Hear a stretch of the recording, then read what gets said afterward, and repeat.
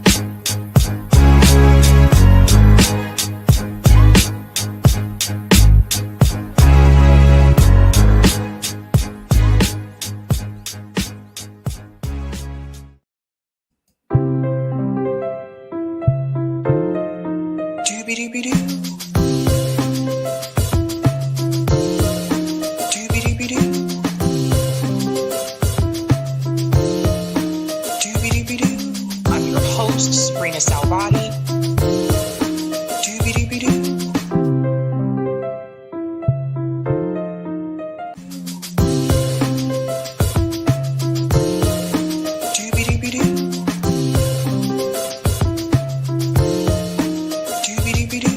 I'm your host, sabrinasalvati.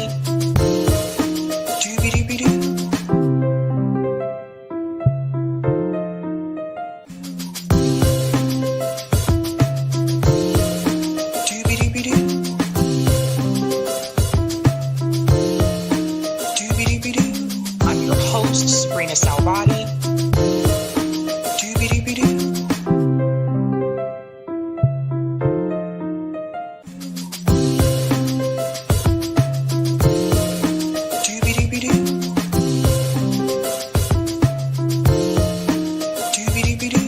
I'm your host, sabrinasalvati.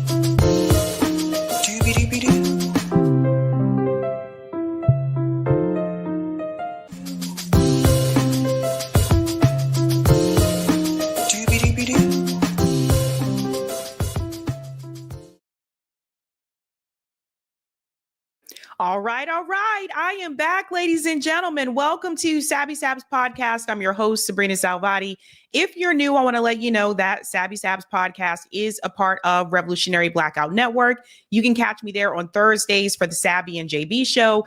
And you can catch me here on Tuesday, Thursday, Friday, and every other Sunday. I want to give a shout out to everyone watching on YouTube, Rockfin, Twitter, and Rumble. And welcome back, guys. I am back from family vacation. I had a great time in DC. I think it's always great when I can get together with everyone else. It's like a part of my family because we all don't live in the same state, obviously. And we had a great time. We had a good time in DC. We did a lot of walking. So I got a lot of steps in. I think one day I got like over 18,000 steps. We went to a lot of the museums, which I've done before, but it was my sister's first time actually hanging out in DC. So we went back to some of the other museums that we've been to before, like the Air and Space Museum, the African American History Museum. But some of the exhibits did change in the Air and Space Museum. So that was nice to see. We just had a great time, a great time. So it's great to be back. I did push the time back on the live stream because I hit some traffic when I got back home into Boston, and I wasn't sure if I was going to make it home in time to get everything, set up and running and stuff like that. So that's why I pushed it back to 8:30. But we're back, ladies and gentlemen, and apparently a lot of news happened while I was gone. A lot went down, and we have a lot to cover. We actually are going to start off with breaking news tonight. So let's go ahead and give some shout outs to people in the chat. What's going on, Tim, though? Hey, I saw Sabby living your best life in DC, and I'm so here for Traore. Come on, tear all this down. Africa is the richest continent, period. Don't forget your YouTube plaque and free Palestine. Thank you. Thank you so much. CBC Voter says, happy Tuesday, Sabby and Eric T. Red. Shout out to Corey. Thank you for letting people know. Greetings, all one the same, says thank you to Corey. Greetings, Anna says, love Traore. Wish he was our prez. Greeting Itoli. Looking forward to more Ibrahim news. Yeah, this is a big one. This is a big one, big one. Greetings, William says, sup, William. Shout out to Rose says, welcome back. Greetings, John says, I guess it got pushed a little later. Yeah, Sabby hit traffic. Greetings, Lorez. Sup, Sabby, Eric, Corey, and RBN fam. Protect him. Yes, the U.S. empire is obviously trying to unalive him 100%. John says, Jen Psaki said she never witnessed Biden's decline. Obviously, still lying. Greetings, Simply Anthony says, welcome back. Welcome back. Shout out to Kimi, said, was I the only one who couldn't find a link to the stream on YouTube? Got it from Twitter, even after I searched for it on YouTube. Could be because I haven't been live for a week. Also because I did switch the time. Sometimes that can have an impact. Greetings, Orphelia. I hope you had a good vacation, Sabby. Welcome back. So many things blowing up today. India, Pakistan, Yemen, U.S. deal without Israel, Rwanda, copying El Salvador. No rest for you. It has been a crazy, crazy time. Andre, yes, we're going to get into that. Breaking news, India strikes Pakistan. Shout out to TJ, said, missed you, lady. I hope you enjoyed a much deserved break. I did. Vote Green says Diddy will be pardoned by Trump. Do you think so? The Diddy story, the Diddy update is really interesting considering that he decided not to take the plea deal. So we'll get into that. Shout out to Lauren, says free Palestine. Greetings, Zen says hello, Sabby. Welcome back. And hello, everyone. And shout out to Chrome, says happy Taco Tuesday, Chrome. Greetings, Shada says, hey, welcome back, Sabby. Thank you. And it feels good to be back. Let's go ahead and start out by giving a shout out to everyone who is a patron. Thank you guys so much for your support. Appreciate you around here, folks. If you're interested in being a patron, I have 5 categories: ultimate, sabinators. Don't forget about those sabsters. There's also sabbies. We know about them too. We know what they're doing. They do what they do. They do what they do. And of course, also members. Thank you guys so much. Thank you. And I want to give a shout out to new Sabby patrons. Over here, we call them newbies. Let's give it up for Michelle McConnell, Gary Westhead, and Amina. Thank you guys so much.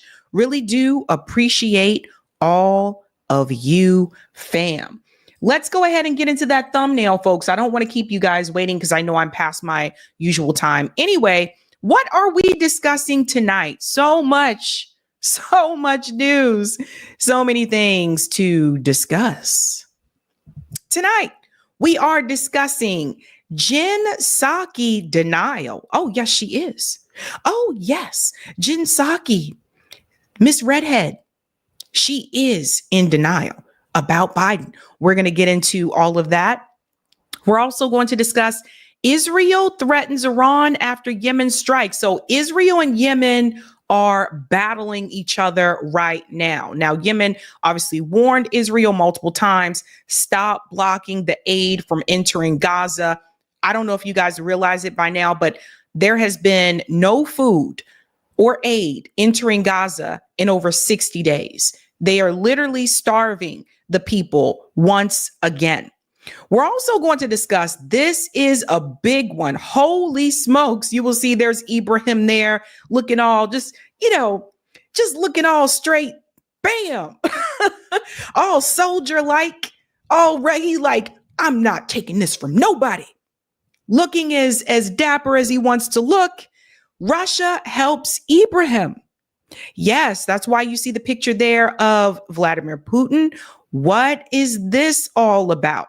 We're also going to discuss, there is a big update in the Diddy case, why he may be facing a life sentence. We're going to get into the jury selection. It is all starting to unfold, ladies and gentlemen. You've probably heard this story by now. The viral video of the mom calling a 5-year-old autistic boy the N-word. There's something about this particular incident, and I have some receipts for you guys. I don't know how I feel about this, meaning that obviously I take issue with what she said, what she did, but part of me feels like this could have been staged. And I'm going to get into some receipts about that. And her so-called sister that has now come forward. We'll talk about that. And we do have breaking news here tonight, ladies and gentlemen, and that is India. India has attacked Pakistan. I mean, it's war all over the place. Crazy times we're living in. Tonight's theme is just I'm back. I didn't have time to come up with a better theme, but I'm back. I'm here. I'm back from vacation, and we got to get started with this breaking news, ladies and gentlemen. So apparently, considering all the other wars that are happening right now in the world, whether you believe it or not, India has just attacked Pakistan. Now, this is significant. I'm going to get into a little bit of the separation between India and Pakistan, but also don't forget that India is a part of BRICS. So what does this mean in the grand scheme of things? Let's go ahead and get into this breaking news, ladies and gentlemen. India has attacked Pakistan. We start tonight with a breaking story that India has launched an attack on Pakistan and Pakistan-administered Kashmir and Jammu. Relations between India and Pakistan, two nuclear powers, have long been tense, but deteriorated sharply following a deadly militant attack on tourists in Kashmir last month. Pakistan is vowing to retaliate at a time and place of its choosing. It looks like that may be underway. Our international editor, Jeremy Bowen, is here. And Jeremy, this news has just come in. So what more can you tell us? Fill us in. Well, there are a few things to think about here tonight. First of all, the question is whether India will decide that their honor has been satisfied after that attack.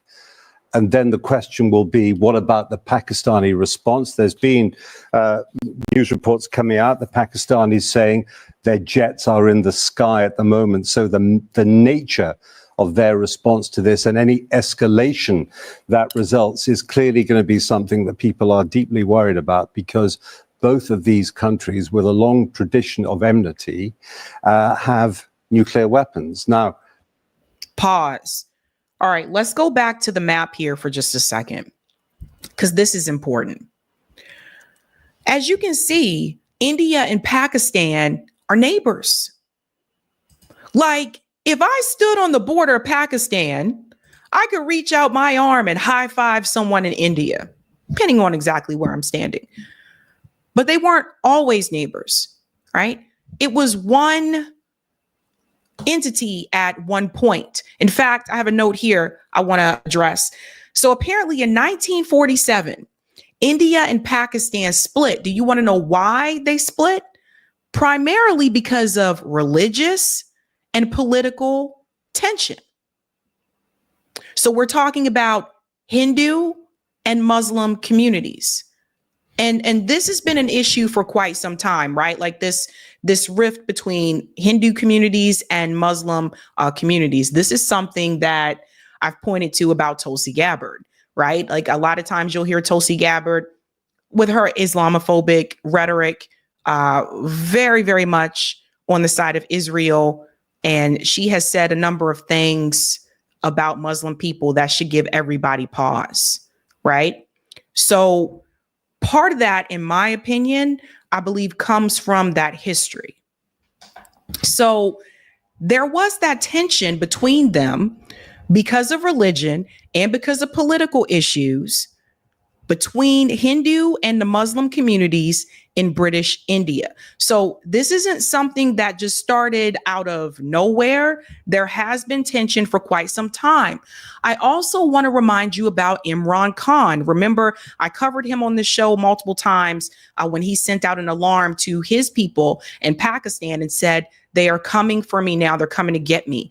They threw Imran Khan into a prison, tried to say the reason for doing so is because he was corrupt, that he was committing fraud.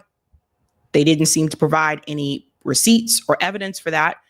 But ultimately, what it came down to was that Imran Khan did not want to take a side with the Russia-Ukraine war. He didn't want any part in it. He said, I am going to remain neutral. That was not good for the West. And it was actually revealed by The Intercept after he was imprisoned that the real reason that the police came for him was because Antony Blinken and the US government told them to. He won't take a side with Russia and Ukraine, therefore he's our enemy, throw him in jail. Now, why is this important? I'm thinking about the fact that India is a part of BRICS, along with Russia. Hello? Where does India feel and how do they feel about the Ukraine war? I would think if they're a part of BRICS with Russia, I would assume that they feel that this conflict is not necessary. And now they're attacking Pakistan. So I just want you to put all of that into perspective. Let's continue. Of enmity have nuclear weapons. Now, let's not get ahead of ourselves here. This at the moment is a response to an attack which India is blaming on Pakistan, on militant groups that are based there. And they have hit 9 places with various kinds of missiles that they've got. And pause. I think this part is important. He said India is attacking militant groups. Okay. We have heard this phrase before. Everybody is a militant group that doesn't want to go along with the status quo. And this is not to say that, yes, there aren't some groups that you should be concerned about, but I just want you to take it with a grain of salt. I have to look more into this, but I'm saying this is the same thing that they said about Hamas. This is the same thing that they said about Gaddafi. Remember, they said they were all militant and all this type of. This is the thing that they said about the Black Panthers. They said the Black Panthers here in the United States was a militant group. They didn't tell you the Black Panthers were trying to feed and take care of people in their community. None of that. So as we hear this story, I just want you to take that with a grain of salt. Is it really a militant group? That's something we have to really look into. Let's continue. 1 second. Let me see something here.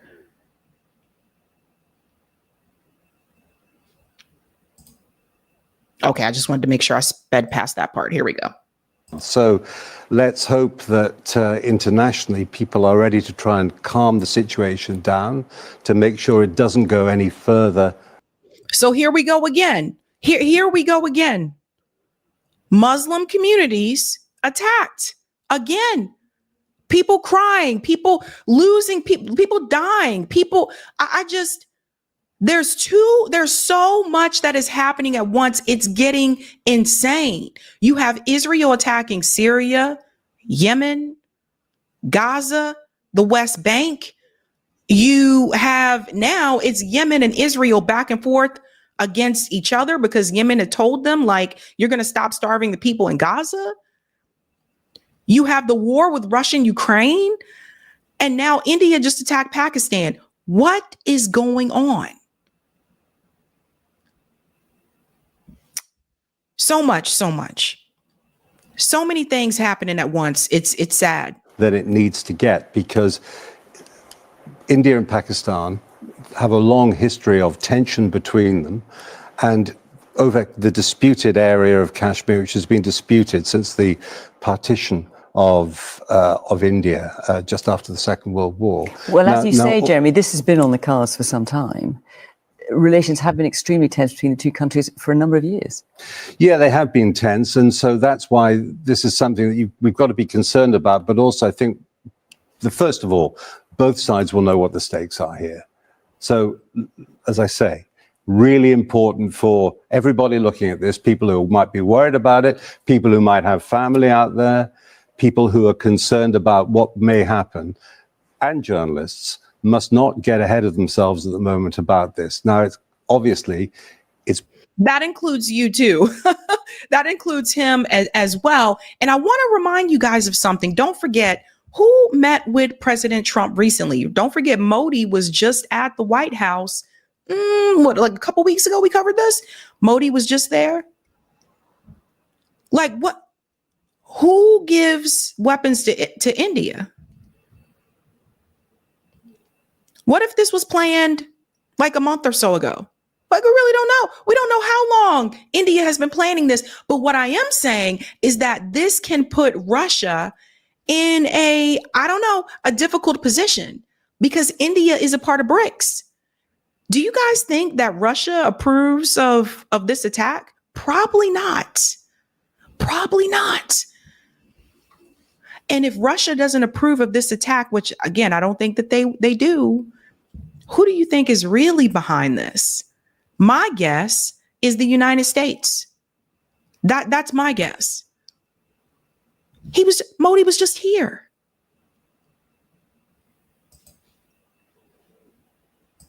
Breaking news in the world, but it's something that now there has to be a major diplomatic push to stop it escalating, to calm things down for both sides, to say, right, honor has been satisfied now, we can draw a line.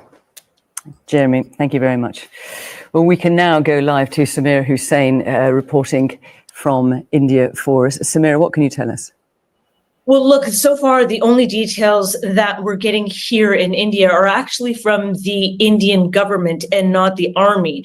And what they're saying is that they have hit 9 targets in Pakistan. They're saying that these targets were, in fact, militant targets. They are saying that they did not target the Pakistan military.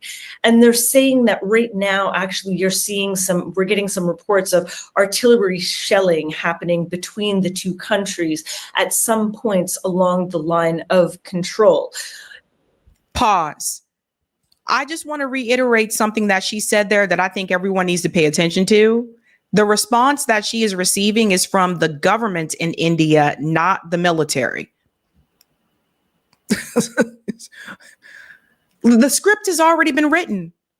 It's already been written. Guys, I'm calling it now. I'm calling it now, okay? I really do believe they are using this rhetoric of militant groups as an excuse to go after Islam. I really do. And I say that as someone who is not Muslim. But I don't know. If I'm looking at all the countries that are being attacked right now, for the most part, think about this. Think about it. Think about the US government.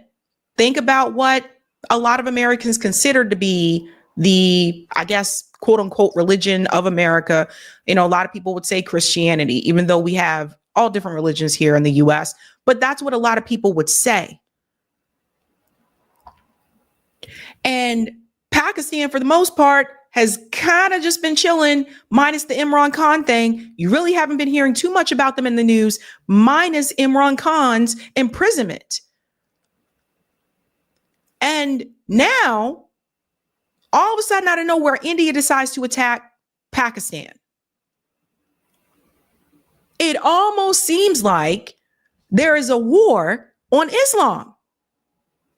Don't forget, they don't want this. They don't want this. They really want, by they, I mean the West, the West, as much as they try to pretend like they are pro freedom of religion, our government is the problem. The government really does not want Islam to spread. It does not want Islam to grow. And this is a concern, big concern in my book. And now really what's going to happen is everyone's looking towards Pakistan in terms of what kind of retaliation we may see. Now, remember, it's been 12 days since that attack that happened targeting all these tourists. And many people have been wondering about what was going to happen between India and Pakistan. Remember, along this line of control, there has been quite a long ceasefire. That has clearly been breached. And so now there's a real concern in terms of what Pakistan's response may be to what's just happened. Another thing I want to bring up as well, and some people may forget this, or maybe you didn't know about it. I do want to remind you that former Seattle City Councilor Shama Sawant, who's also the head of Worker Strike Back, it was just a couple of months ago. She was trying to visit her mother in India. Her mother is ill, and she was not given the visa because the government of India refused to give it to her because she supports Gaza. Shama Sawant is Indian. She's from India. And the government, she made a very public statement about this. She protested as well and said, no, they are denying me my right to go back to India to visit my sick mother because I supported Gaza.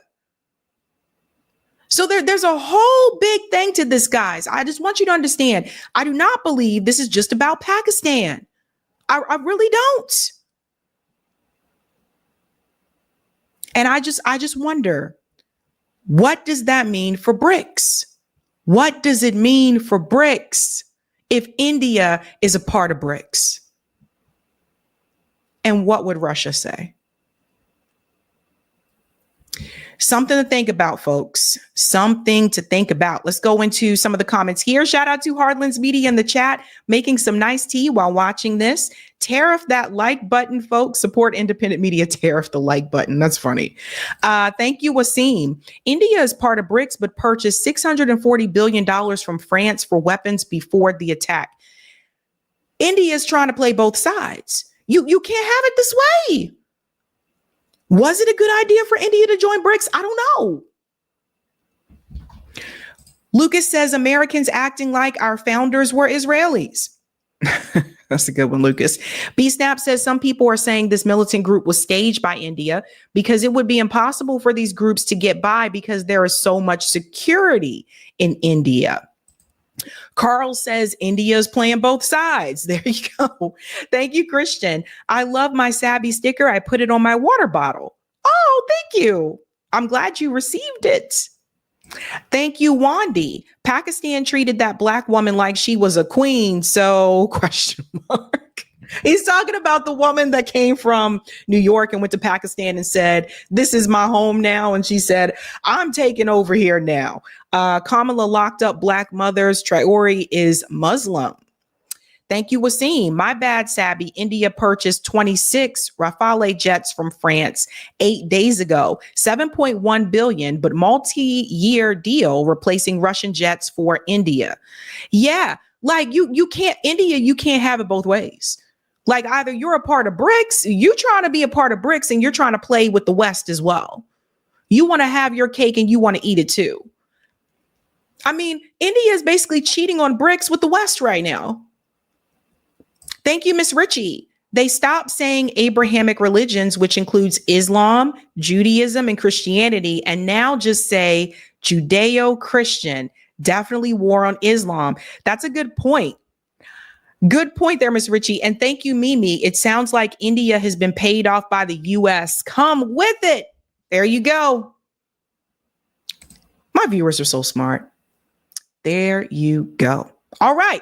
Okay, ladies and gentlemen, if you haven't done so, let's go ahead and boom, boom, boom, boom, smash the like button. Thank you. If you're new, don't forget to like, sub, and share, just like a Care Bear. And we're diving into our next story. Speaking of chaos and craziness, well, a lot happened while I was gone. Quite a bit. Yemen apparently struck the Ben Gurion airport in Tel Aviv, and which they have been warning for the longest time. Ansar Allah has been warning, as long as you continue to starve the people in Gaza and block aid in Gaza, we will continue to block the ships. We will continue to respond in such a way. Now there is this back and forth between Israel and Yemen. Israel also has attacked Yemen as well. Let's get started because I want to go through the timeline here to show you where we're at now. Israel threatens Iran, Yemen's Houthis following the airport strike. Let's get into this, ladies and gentlemen. Of course, there's the monster himself. Israeli Prime Minister Benjamin Netanyahu on Sunday threatened to respond to Iran and Yemen's Houthis after the rebels struck the area of Israel's main airport, injuring 6 people and prompting flight suspicions. We could go ahead and pause right here because you know what this really means? It means that Ansar Allah broke through the Iron Dome. The Iron Dome is the shield that's supposed to protect Israel from any type of military attacks. And apparently they were able to get through. It is not foolproof. Goes on to say here, the strike came hours before the Israeli military announced the call up of tens of thousands of reservists to expand its devastating 9-month war on Gaza. The military confirmed that the attack, which gouged a large crater in the perimeter of Tel Aviv's Ben Gurion airport, was launched from Yemen and had struck despite several attempts to intercept the missile. So you see here, several attempts, but it didn't stop it. They broke through the Iron Dome. In a video published on Telegram, Netanyahu said that Israel had acted against the Iran-backed rebels in the past and will act in the future. It will not happen in one bang, but there will be many bangs, he added, without going into further detail. He goes on to say, a time and a place of our choosing is when they would also respond to Iran. So do you see what's happening here?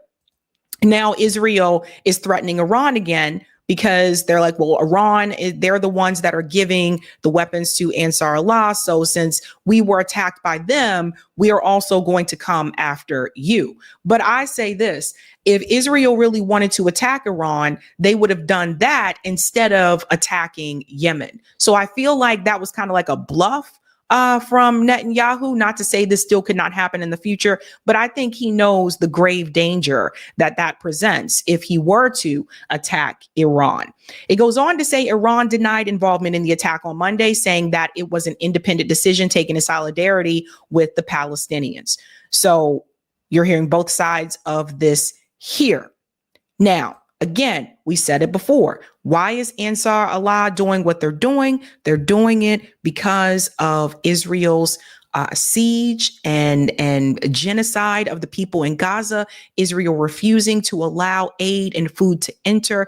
I saw pictures earlier today of people starving in Gaza where you can see their bones. I cannot show those images on here. And what I want people to really understand is that what Israel is trying to do here, this is not just about Gaza. This is not just about the West Bank. It's not just about the Palestinian people. The key goal, I believe, is also parts of Africa. Netanyahu said so himself. Netanyahu said that we will then go on to liberate the people of Africa. Well, I think we all know what that word liberate means when you're thinking about a corrupt genocidal power like Israel. That's the ultimate goal. Do people really understand what this is? This is not just about Gaza. They want all of it, including Africa. So now Netanyahu is deciding to punish Palestinians in Gaza more. This is another thing that Israel does. Anytime there seems to be criticism or there was a ruling from the ICJ, anytime these things happen, what do? They inflict more pain and suffering on the people in Gaza. Now, after that attack from Yemen, they are doing that again, now saying they are going to take all of it. Let's go ahead and get into this clip here. Breaking overnight, Israel's security cabinet has approved plans to expand military operations in Gaza and possibly resume humanitarian aid. You will remember that Israel stopped allowing aid into Gaza in March after the first phase of a ceasefire and hostage release deal concluded. One Israeli official telling CNN the plan involves the, quote, conquest of the territory and remaining there. CNN's Jeremy Diamond in Jerusalem for us. Jeremy, what are you learning about this? I know there have been some huge protests actually against Netanyahu and some of his plans in Gaza. What are you learning about these new comments that have come out? Well, the Israeli cabinet has indeed now voted to expand Israeli military operations in Gaza. They are going to do so gradually, but the end game here for Israel is going to be something unlike what we have seen in previous Israeli ground operations inside the Gaza Strip. And that's... Pause here for just a second. So what they now want to do is what they've always wanted. They want to come in and take all of it and expel the Palestinian people. Now, obviously, first of all, it is wrong to expel people from their own land. But Israel has done this before. That's how a lot of the people in Gaza were refugees. So I don't know why people would be surprised that they would try to do this again. But the reality is they're trying to do this on two different fronts, by war, by bombing them, killing them. If that isn't enough, they will starve them. That's why they're not letting food enter. Okay, if people don't die from bombs, then they die from starvation. And whoever seems to survive all of this, they will tell them they have to forcefully leave. They have to forcefully leave. And in a country like the United States, where we have gone through similar history, there was something called the Trail of Tears in this country. Let's not forget what happened to the indigenous people, how they were forced out and some killed along the way. You would think that the U.S. would not want to support something like this. But the politicians are bought, the politicians are paid for, they all belong to the lobby groups. I was just in DC, and I have to tell you guys, every time I go back to DC, it is a constant reminder that there are a lot of people who are really in this bubble, this DC bubble, and they see nothing outside of that. I give props to independent media in DC that are not willing to play this game with electoral politics where they feel like they got to go with the status quo. I give props to people like that. I give props to people like Garland Nixon and Bree and Tim Black and all of them who are in that area. And they're not willing to play that game, because I'm going to tell you something. There are a number of people in DC that can't get jobs unless they're willing to play that game. Even in organizing spaces, you'd be surprised how many of the organizing spaces are also, they're like held and captured by political parties. Even though the organization has nothing to do with politics. It could have something to do with like mutual aid or helping the people. But it's like the Democratic Party and the Republican, they're so captured by the parties. Where I live, it's not like that.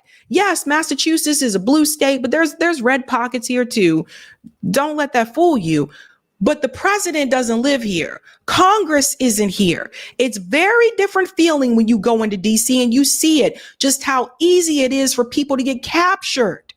Even though in their heart of hearts, they know it's wrong. They believe something different. But it's like if they don't want to play that game, then they won't even be able to get a gig. And I don't mean just a gig in politics. I mean, even in some of the organizing spaces, someone like me would not be able to do so.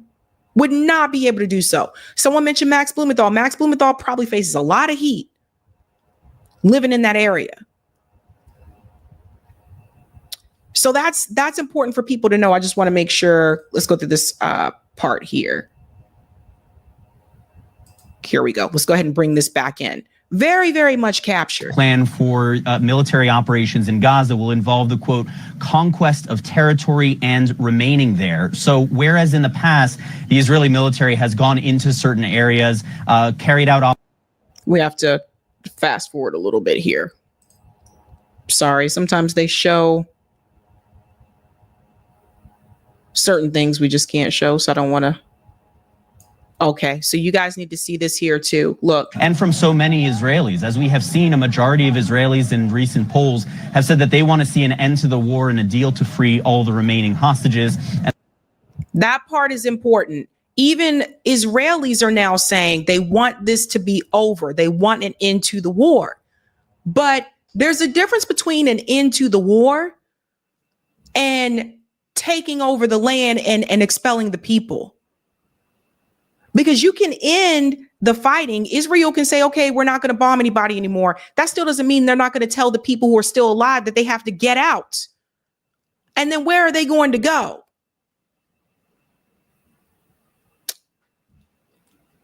when people say, and shout out to Case Study QB for this, when people say, you know, people shouldn't come here, they need to fight in their country, right? Okay. So that was something that Hamas was trying to do. That's what IBRAHIM is trying to do. People in Gaza, they don't want to leave their home. That's why there was resistance. That's why people stood up. They didn't want to be pushed out. They didn't want to leave. And it's crazy that all the time that this fighting has been happening, that Israel has been slaughtering these people, they still never captured Hamas. Like, what? It's so obvious what is happening. I am now starting to see people on social media who are Zionists, who are now coming forward and saying that they can no longer deny that what Israel is doing is not a genocide. How else do you explain not allowing food to come in for over 60 days? You're starving the people. It's so freaking obvious. And that's why that's why Ansar Allah stood up the way that they did. That's why they said, no, we're blocking your ships. That's why they did what they did. So Israel decided to respond. Their response is that they first warned the residents. They say they warned them. I always give that pause, that they needed to evacuate. Listen to this. Breaking news to bring you now. This is from the Reuters news agency saying that the Israeli military has warned residents near Sana'a airport to leave the area. That, of course, is the Yemeni capital. It follows a strike on Yemen's port city of Hodeidah. This follows Yemen taking responsibility for a Houthi missile strike that landed near Ben Gurion airport, near one of the terminal buildings in Israel. The Houthis said it was a hypersonic missile that had been fired in support of Palestinians. It caused some disruption, actually, and some panic in Tel Aviv, near Ben Gurion airport. Well, following that, the Prime Minister, Benjamin Netanyahu, vowed to retaliate against the Houthis and also what he called were their Iranian masters after that missile strike close to Ben Gurion. Well, we've seen yesterday the port city of Hodeidah struck in response, and this breaking development this hour, hearing that the Israeli military has warned residents near Sana'a airport to leave the area. So they warned them to leave the area, and then Israel went on to strike Yemen. Let's go ahead and bring in this clip here. We are tackling some breaking news on this Tuesday. Israel's military saying that it launched airstrikes against Iranian-backed Houthi rebels in Yemen and fully disabling the country's international airport in the capital. It also said several power plants were struck in the area. Footage aired on Israeli television showed thick black plumes of smoke rising above the skyline of the capital there. Social media videos also showing multiple strikes with black smoke rising as the blasts echoed against the surrounding mountains. The strikes were the second time in 2 days that Israel attacked the rebels in Yemen. It's in retaliation for a missile strike on Israel's airport on Sunday. Now, this is a developing story of previously the Associated Press, and we have also been covering the fact that Iranian-backed Houthi rebels said also that Israeli strikes had hit the capital shortly after Israel's military issued a warning for people to evacuate the area of Yemen's international airport. I wonder how long the time was between the warning and the strike, right? There was no immediate information on any casualties. The Houthis satellite news channel said the strikes had hit Sana'a International Airport. They came a day after Israel launched airstrikes on Monday night in retaliation for a missile strike the previous day on Israel's international airport. Now, I'm going to go ahead and tell you this. First of all, Ansar Allah has not conceded. I saw there was a statement from Trump saying that they decided to back down. Ansar Allah has responded and said that that is a lie. It's like, no. They knew that Israel was going to respond. They didn't hit or attack Ben Gurion Airport because they felt as though Israel was not going to do anything in response. They knew that Israel was going to respond. And there's something else I want to show you guys as well. When it comes to Yemen, people are waking up. I was shocked that I saw this comment. I want to go ahead and bring this up here.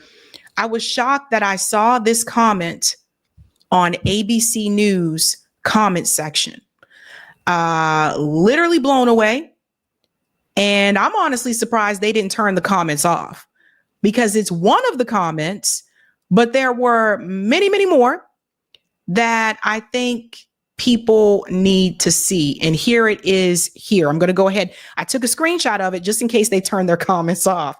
So when ABC News reported this story, I said, look at the comment on ABC News report about Yemen striking Israel. People are waking up. Check this out, guys. Scroll down to the comment section. Look what this person says. They said, Yemen has a right to defend itself. Long live Yemen. That's just one of the comments. There are many more similar to that.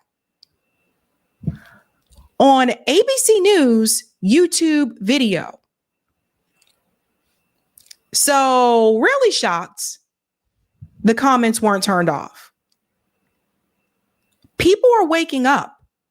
People are not falling for, as people would put it, the banana in the tailpipe. People aren't falling for this. And people are sitting back and they're starting to see, no. First, you tried to tell us it was Hamas. They were the problem. Then you tried to tell us Hezbollah was the problem. Now you're trying to tell us that Yemen is the problem. Ansar Allah is the problem. However, along the way, there is one common denominator, and that's Israel. But you tell me they're not the problem. People are connecting the dots. They're putting two and two together. And it makes me very happy that a lot of people are not willing to fall for the okie doke. Listen, I remember the Iraq War. Many of you do too as well. And a lot of us bought it. A lot of us bought the lie that we were told. And I think, after that, people started to wake up and say, wait a minute, I think we need to start questioning what the government is telling us. And I'm here for it, man. I'm here for it. But Ansar Allah, they're not just gonna go into the shadows just like that. They didn't strike Israel and expect nothing in return. They've been waiting for this. They've been ready. They've been ready. Okay? They're sitting back and they're like, we ready. And I don't think that Israel can handle it. And that's part of the reason why they really want to get the U.S. to push a war with Iran. They can't beat Iran and Ansar Allah by themselves. They would need us, possibly maybe the UK, but the UK is basically like, I don't know, a stepbrother of the United States. So think about that. We will continue to watch this story very closely because there's likely to be more back and forth. While I was on vacation, I also saw that there was another ship that was attacked that was delivering aid. Now, luckily, no one lost their life. But it's very clear what Israel's trying to do. And I don't think this makes anybody safe. Like Israel's actions, in my opinion, and the length that our government is willing to go to protect Israel right now, that's not making anybody safe. When people say, right now, Jewish people may not feel safe because of the pro-Palestinian protests, which, by the way, I never bought that. I thought that was BS. I say Israel's actions don't make anybody safe. You basically have the final stage of colonialism. That's what Israel is. This is why I'm trying to tell you the end game is not just Gaza. It's not just the West Bank. I believe the end game is part of Africa. He told you he wanted to liberate the people. They want to continue to spread. It'll never be enough. Does everybody understand? It'll never be enough land. It's like a billionaire just saying one day, I don't want to make any more money. It's never enough. They want all of it. And that should concern everyone. Let's go to some of the comments here in the chat, ladies and gentlemen. Thank you, Wasim. This might explain this, Sabby. Sunni Muslims are the largest international population. Wow, over 1.5 million. And Catholics at number 2 at 1.2 million, and Hindu is number 3. Interesting. Thank you, Piano Man. Shout out to Piano Man for becoming a member. Whoop, whoop. Skylar says, yes, Sabby, you got the cerulean blue. And is that what this color is called? And the dope white earrings with a 1960 vision of the future kind of vibe. I dig it. Thanks. Thank you, Marlon. How is Israel going to fight everyone around them? With the help of the United States? That's what will happen. Don't be surprised if you start seeing them send more like American troops. They say, let's get all the American troops to go over there and help Israel fight. Fuck that. Fine Weather says, liberate the resources. That's really what they mean. Miss Ritchie, exactly. Israel wants to take over the entire world. Thank you, Wasim. Jews only constitute only 6.9 million, only higher than Confucianism and Bai. Thank you, John. In honor of Revenge of the Sixth, Jordan Peterson rage quit Twitter because someone told him that he looked like a PS2 render of Count Dooku. It's funny. Jordan Peterson is yikes. What a doozy. I don't know what happened. Corey, can we go back to the first part of Type VNC? I think yeah, thank you. Thank you, Marlon. Israel wants to erase all the Palestinians, 100%. Thank you, Dana. Dana says Netanyahu better not F with Ibrahim. Hey, listen, that would be a doozy. That would be a doozy. Thank you so much, Dana. Generous donation. Thank you. Thank you, Wasim. Ansar Allah has warned IATA and the other flight org airliners are at risk if they go to Ben Gurion Airport, creating the air blockade. Thank you, H. Dennis. Sabby, I've been looking for Palestinian protest against Trump. He's allowing kids to suffer. Are there any being organized across the country? ATM? Oh, at the moment. Yes. Go to Answer Coalition. Answer Coalition's website. They do a lot of those large protests. They organize a lot of those. They have buses that go to different cities. So follow their website. Also, if you follow PSL, Party for Socialism and Liberation, they also organize those protests. But there have been the pro-Palestinian protests have been going since Trump got into office as well. So, but you need to follow them or follow them on social media because they always announce those protests there as well. Thank you, Wasim. Also, Israel is so generous that they blamed USA for their failed THAAD systems. And has Israel learned nothing from the failures of the USA, Saudi, and the UAE? I don't think they care. I mean, good question. Have they learned anything? I don't think they care, to be honest with you. And speaking of not caring, this is an interesting development. We haven't talked about the Diddy trial in quite some time because there just wasn't much news to share. But now we do have a big update because jury selection is now beginning. Diddy did something very risky, and he decided not to take a last-minute plea deal. And some are alluding to that this could mean that Diddy may be willing to talk. What do you think? Let's get into this clip here from ABC News. Again, he did not take the plea deal. Major developments tonight involving the case against Sean Diddy Combs, what he decided in court today, and what this now means, the move coming just 4 days before his trial is set to begin. Here's Aaron Katursky.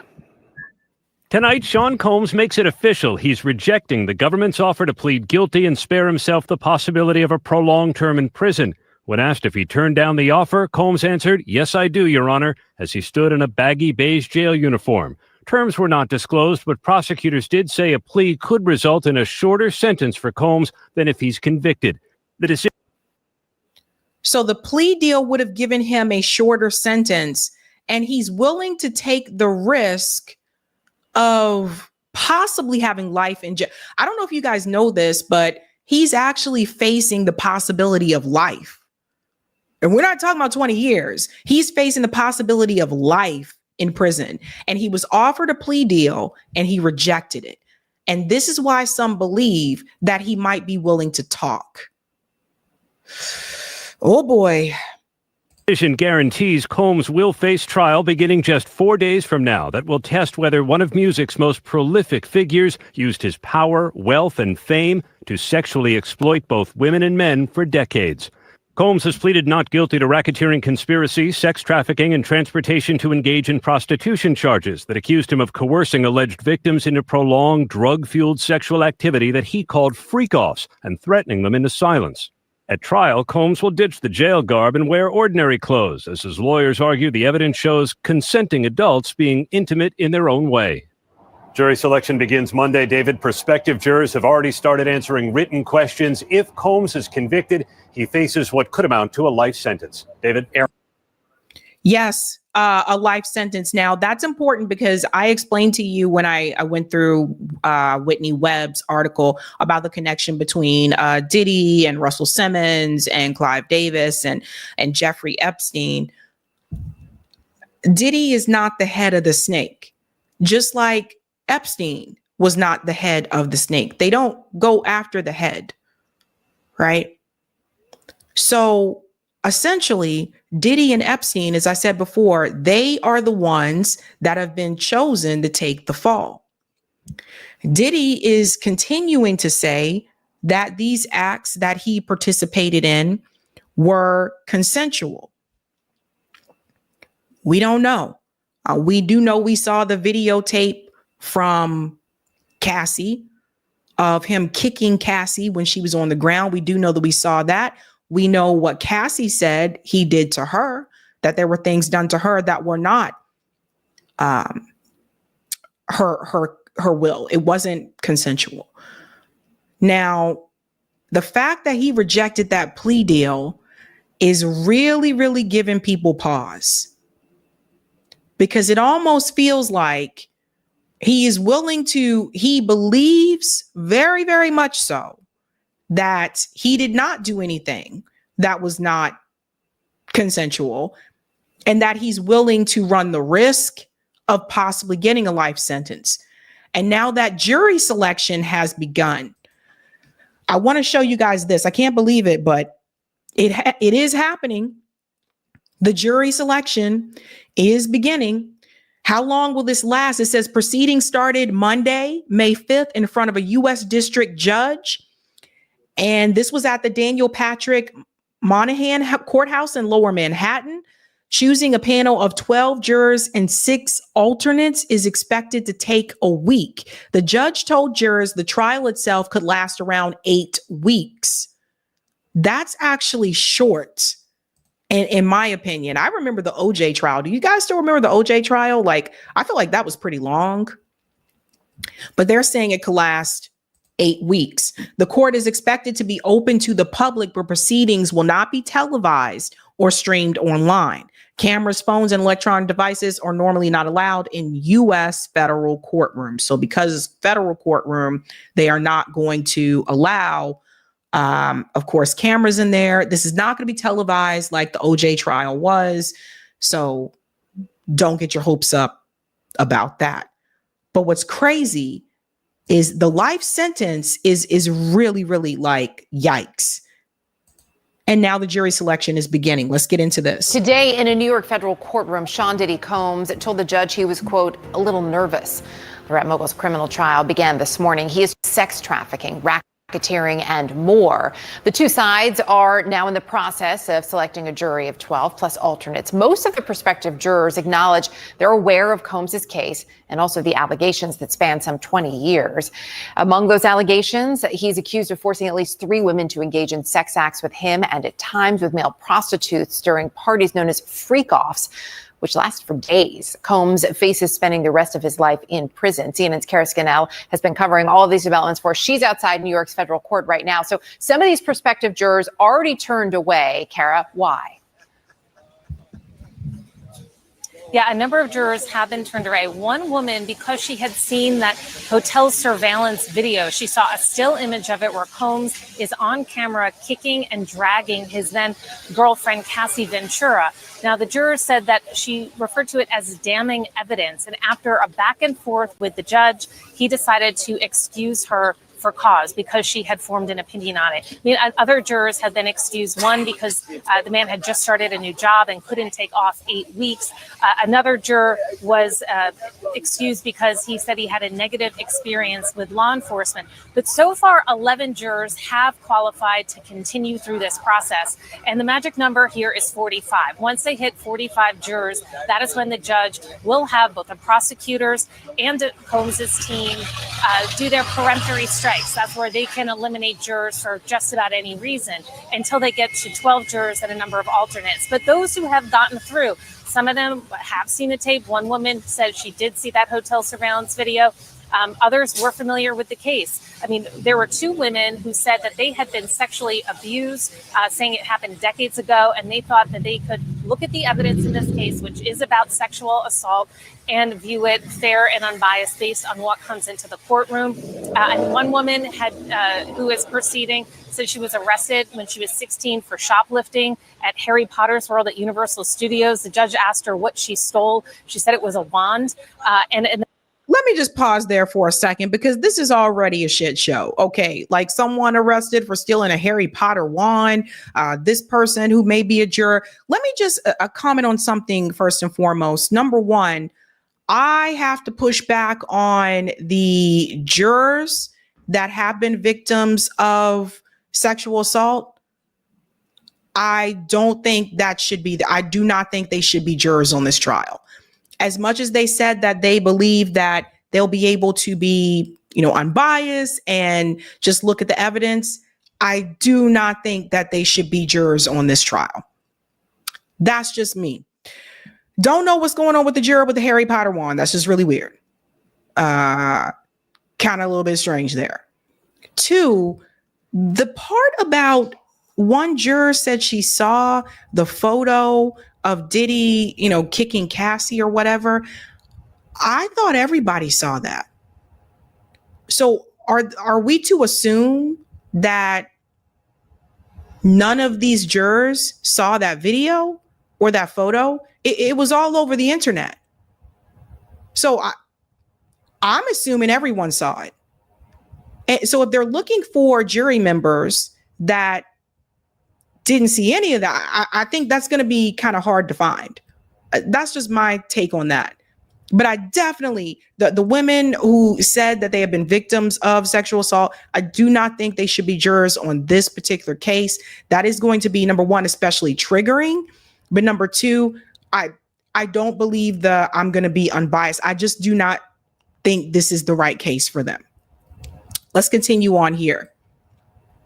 And another juror who works for the Department of Corrections said that he pleaded guilty to a misdemeanor felony, and he is continuing in this case. So we're expected to continue as long as it takes to get to that 45 and to get through the strikes. The judge is hopeful that that could be concluded as soon as Wednesday, with opening statements in the case beginning next week and then the beginning of the evidence. So Combs has pleaded not guilty. He has said, his lawyers have said, that all of these allegations are the prosecutors trying to criminalize his sexual activity that they say was entirely consensual.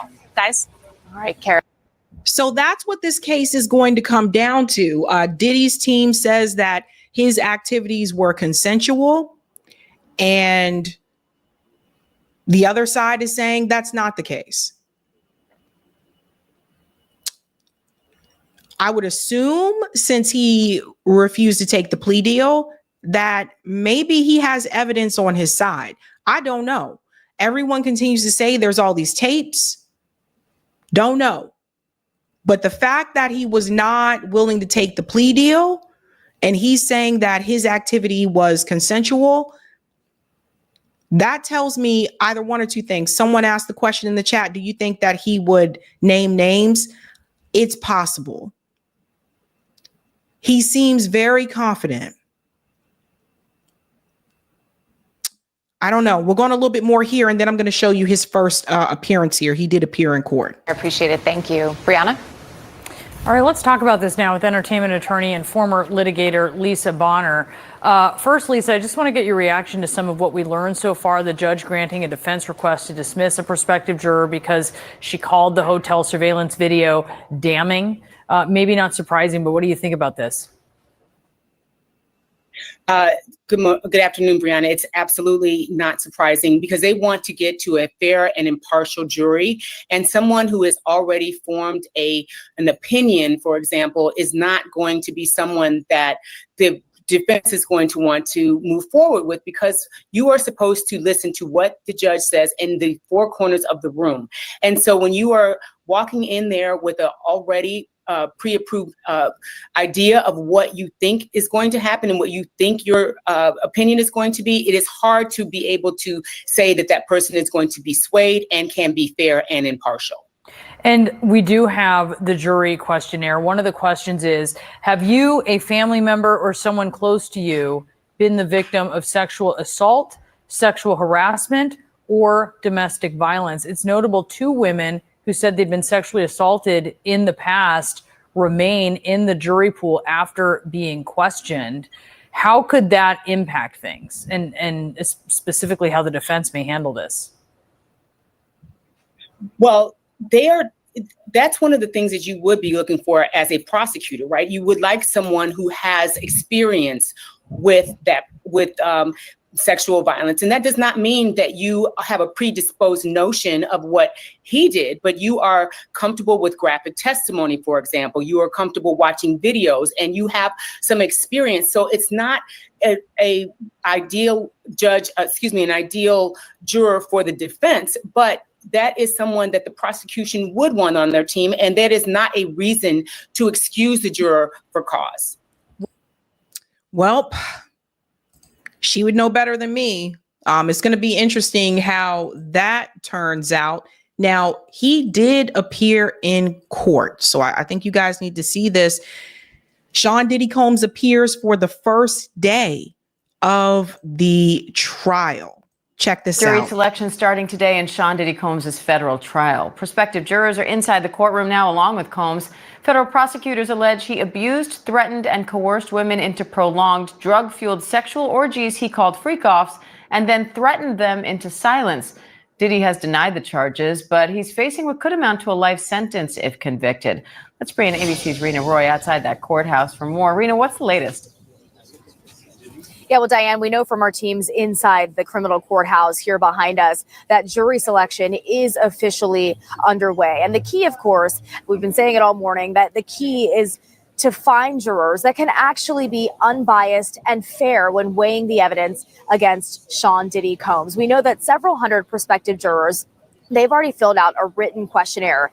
And from there, the judge will be asking follow-up questions. And we know that those questions will include things like their feelings about law enforcement personnel, hip-hop artists, and sexual assault victims that may prevent them from being partial. And they will also, of course, be asked about what exactly they know about this case. We know this case has been in the headlines for months. Most people know something about it. So, of course, they're going to be looking for somebody who can put what they know aside and really just focus on the facts of this trial here. And we know that they'll also be asked if they've gone through a traumatic event in the past that might make it difficult for them to hear some of the details from accusers on the stand.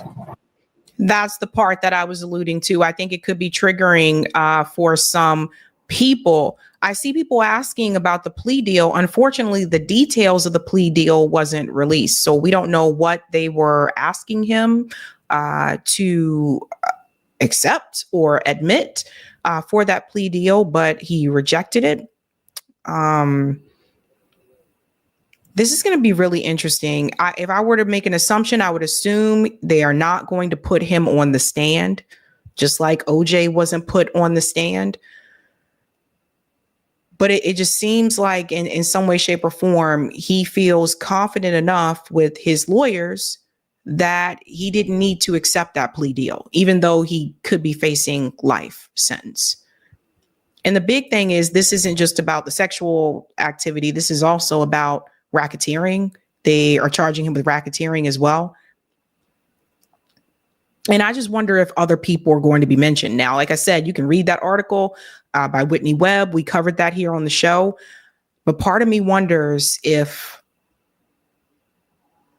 what if this trial doesn't finish? What if someone gets to Diddy the same way someone got to, come on, Epstein? Or do you think that might be too obvious, considering what happened to Epstein? Do you think it may be too obvious for that to happen again? But something's going to happen.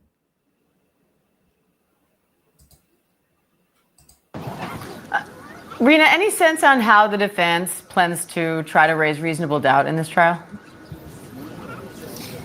Right. Well, from day one, they have maintained Sean Diddy Combs' innocence. They have flat out said he has done nothing wrong. Just days ago, he rejected a plea deal. He has pleaded not guilty to all of the charges against him. And they have said that all of these sexual encounters that we've heard about, and that we'll, of course, hear more details about, that those were all consensual. They argue that the accusers in this case, they want to pay out.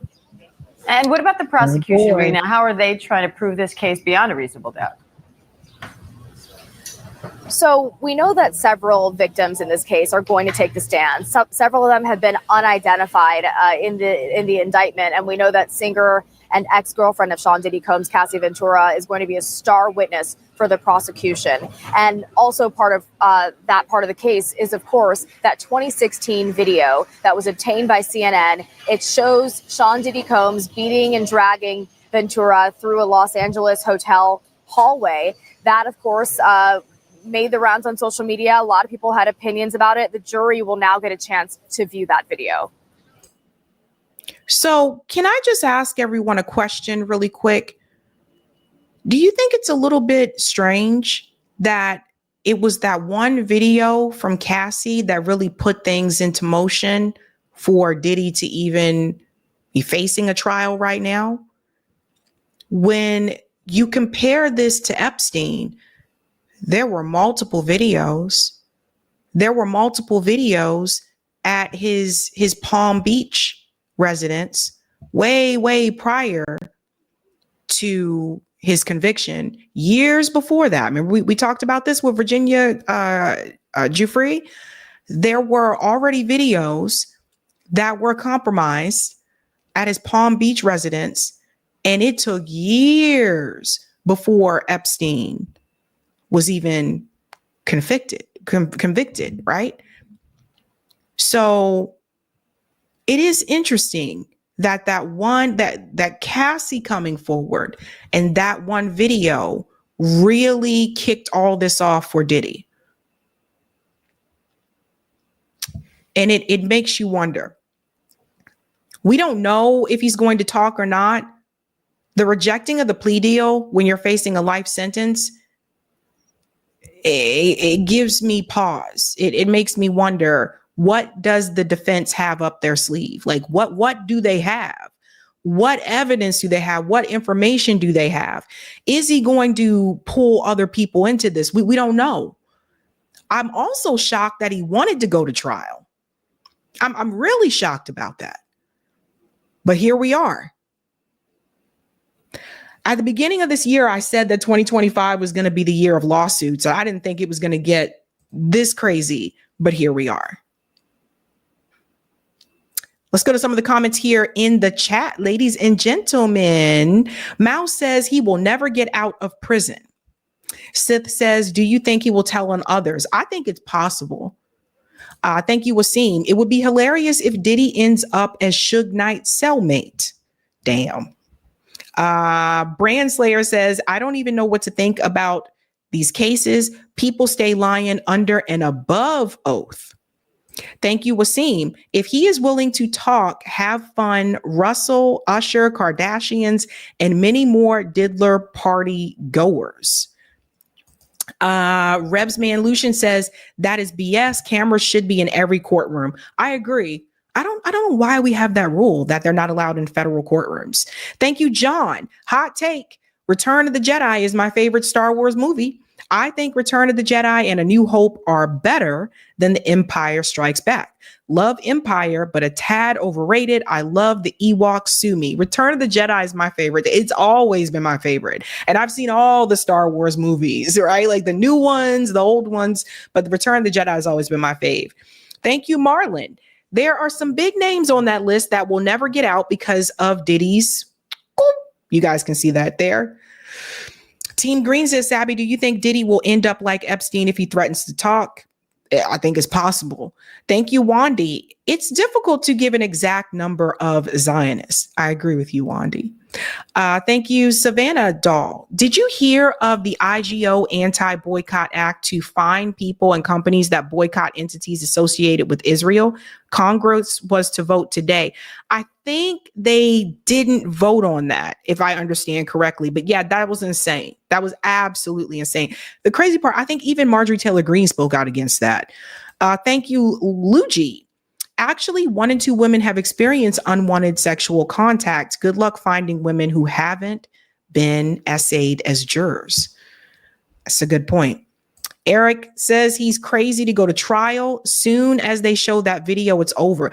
I'm still shocked. Like I said, I'm still shocked he wants to go to trial. Still shocked. Let's get the Rockfin. All right. Thank you for the tip on Rockfin, Roger. Sabrina, last week you did a segment on after next month, the population of 18-year-old high school grads will plummet. This means less bodies for the MIC. You will start seeing other countries when being bullied by America, when pressed to do something against their will, they can literally say, oh yeah, you in what army? Yeah, this is true. Also tag more effective against genocide than finding the next protest. Matter of fact, go to the protest and share the information on tag contact. That is Seth Donnelly. Tag is Taxpayers Against Genocide. We interviewed them on RBN. But thank you so much for that, Roger. Yeah, I thought so. Thank you, Roger. They pulled the bill, Sab. I thought they did. Yeah, that was insane. Like, I'm just like, well, is this the US or Israel? Hello? All right, guys, go ahead and smash that like button. Thank you very much. And Roger, I think you were trying to put something up there. Thank you, Jay. Jay just gifted everyone 5 memberships. Thank you so much, Jay. Thank you. And we're moving on to some more craziness. I may have to drop the beat tonight. We have some interesting news. New update here for Ibrahim, president of Burkina Faso. It appears he is not alone. He is not standing alone. In fact, Russia and China are by his side. The news broke just the other day. Russia has reportedly sent special forces trained with unique skills to Burkina Faso with explicit instructions from President Putin to safeguard the presidency of Burkina Faso, as well as Captain Ibrahim Traoré. This development comes at a time when Western powers, led by France, have converged in the Ivory Coast to strategize on an invasion of Burkina Faso, alleging that Captain Ibrahim has exploited Burkina Faso's gold for personal interest. Your thoughts on this? Ladies and gentlemen, fam, it looks like Ibrahim is not alone. Not alone at all. We got an ally for Ibrahim. Russia came in with some special troops. And because of that, we have to drop the beat.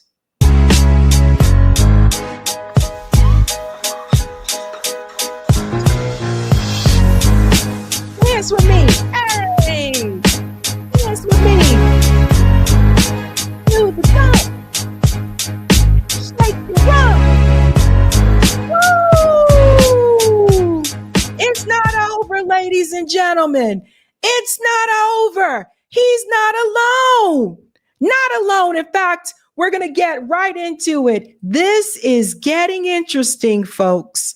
This is getting interesting. It's not just Russia. It's also China. They are really trying to do the damn thing. Let's bring up more info here. Captain IBRAHIM Traoore took over. He strengthened ties with the Russia and China government. Russia has been instrumental in supplying equipment. Military equipment, guns, war equipment to Burkina Faso military. And that's not all. They also supplied military troops to Burkina Faso to help fight against these terrorists. You see this here? It says Africa and Russia are family. This is shout out to the African Diaspora Network. This was the first place I heard this reported. You guys, this is freaking huge.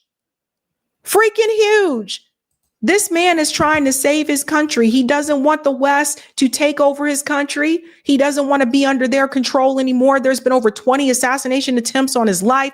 And who comes in to say, you know what? We're going to try to help protect you. Like to explicitly send in troops to protect him.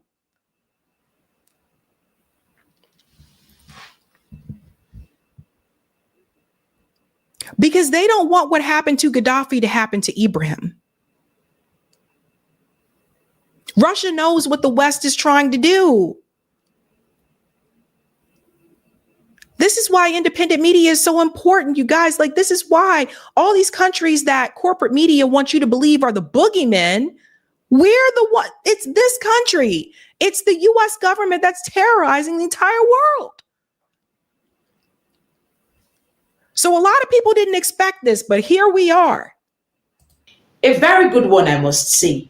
I'm happy that they are interested in the good of Burkina Faso. President Vladimir Putin came out to challenge the Westerners. He said that anyone who harms or comes after Captain IBRAHIM Traoore, as reported, is also going after him and his troops. So we have Russia and China troops currently in Burkina Faso to help fight against terrorists and threats, especially in a time like this when everyone is on their toe, when the tension is heightened. I love it. And it was reported that these guys, that's the terrorists, said that they have till June to eliminate Captain IBRAHIM Traoore. And that is why we have the Russia and China troops down in Burkina Faso to strengthen the military of Burkina Faso and keep everything in check, especially make sure that Captain IBRAHIM Traoore is safe. What do you have to say about the story? Yes. Like this is phenomenal, you guys. Like we were just talking about this, right? We were just talking about Ibrahim and Macron and what they were trying to do. And I said this, I'm like, again, for people who say like people should try to fight in their own country. Here is someone who is doing that. Ibrahim is fighting in his own country. He's not saying, let's just leave here and let's go somewhere else. No, he wants his people to stay and he wants to stay there. They've tried to kill this man numerous times. And now Russia coming in to help and say, we got your back. That's what being an ally looks like. That's really what that looks like. And I don't know what the U.S. government is going to do with this one, because, you know, the U.S., it's not just Macron. The U.S. government also wants Macron to be there. They want France to take those resources. They want Ibrahim out. They don't want him there, just like they didn't want Gaddafi in Libya. People weren't trying to kill Ibrahim just because. They don't want him there. The United States is really putting itself in an isolationist situation. If you had the chance to watch the interviews that premiered while I was on vacation, this was the thing that continued to come up over and over in all those interviews, that the U.S. is going to be on an island by itself. Other countries are trying to work together. They're trying to build a multipolar world, and the U.S. wants to be a dominant power, continue to dominate these countries, and people aren't dealing with it anymore. They're done. You can see this here. Russia stepping in. Burkina Faso's move toward Russia was largely influenced by the French retreat from the area, especially in Mali, and the growing discontent with Western meddling in African issues. However, Russia has been more than happy to intervene and provide assistance. Russia has positioned itself as a partner to African regimes seeking independence from Western influence. This is who they want us to be afraid of. Ladies and gentlemen, please teach your kids and your friends and your family. They want Americans. They want us to fear Ibrahim like they wanted us to fear Gaddafi. And all Gaddafi wanted was to have his country and other countries in Africa not rely on the West anymore, and maybe possibly have their own shit. That's what Gaddafi wanted. The West had a problem with that. You can't succeed on your own. Now you've crossed the line. It's so interesting for me that a country that praises capitalism so much and the government that speaks out against socialism so much seems to have a problem with competition and free market when other countries want to succeed on their own and they don't want to be up under their thumb. All of a sudden, all that competition just goes out the window. Woo! Free market. They want you to fear Ibrahim. They want you to fear. Do you see this? And I'm not here to say Russia's perfect. They're not. I'm not one of those people that thinks Russia's perfect. I don't think China's perfect. I don't think there's any such thing as a perfect country. And there is criticism to go around for all. That being said, they want you to fear Black people. They want you to fear Russia. But Russia is the one that's trying to protect this man who wants to save his country. Excuse me? They want you to fear this guy. Let's continue. In contrast to Western countries that frequently place restrictions on military aid, Russia's engagement in Burkina Faso aims to establish a long-term strategic alliance in addition to safeguarding Traoré. Russia is establishing itself as a major force in the future of the Sahel by securing its presence there, especially as African countries seek for security options free from political constraints and diversify their relationships. The Russian Special Forces participation also speaks to the shifting Sahelian dynamics. Russia's strength is increasing while Western nations continue to retreat from the area. Everybody here see this? Yes, we all see what's happening. This is what the US government fears. This is why they want to go after Russia. This is exactly why. Rashira says Black man on business defending his land and people. But the US, and by the way, this is both parties, both political parties, they want you to fear Russia. Okay. Now, for the sake of the Democratic Party, as much as the Democratic Party talks about togetherism and diversity, rah, rah, inclusion, woohoo, the Democratic Party is also guilty of backing colonialism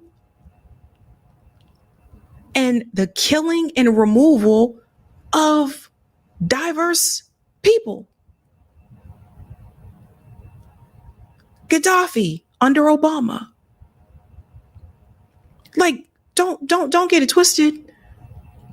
The whole diversity and all that kind of the virtue signaling that the Democratic Party does, which I've talked about before, that virtue signaling, they do that to make you think they care about you as a people. How can they care? Let me ask you this question. How can they care about you as a people, for Black people? How can they care about you as a people when they participate in killing, starving, exploiting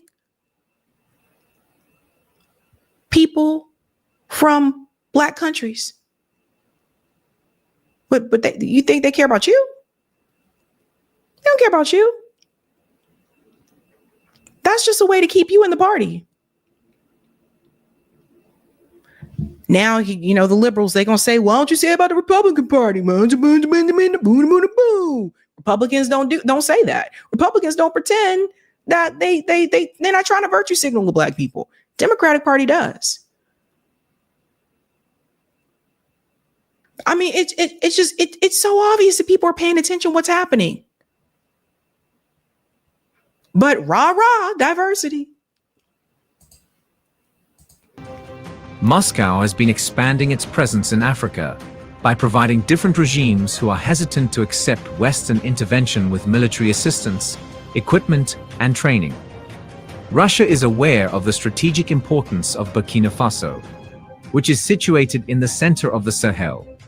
By supporting Traoré, Russia is strengthening its position in Burkina Faso and extending its power throughout the region. That is 100%. Now, I'm going to go ahead and say this now, because we do have to say this, because sometimes people, they're allies, but sometimes they come in and start telling people what to do. All we'll just say is this: continue to be an ally. Just, don't get comfortable and try to come in and start trying to tell them how to do shit. Because sometimes that happens. I've seen it happen in organizing spaces where people come in and they be like, we're here with you in solidarity and support. And then they try to take over, and start telling people what to do. So let's not let that happen. But the solidarity is there. The support is there. They don't have to do this. Russia can just turn the cheek and just say, oh, well, I sure feel sorry for those people in Burkina Faso. Sucks to be them. But they're not doing that. And they don't have to. And I don't care what people say. This dude is straight gangster. Like when you look at Ibrahim, let's go back. We'll get to the part where he's walking. I don't want to miss that part. We're going to go back to the walk. Moscow has been expanding its presence in Africa by providing this part right here.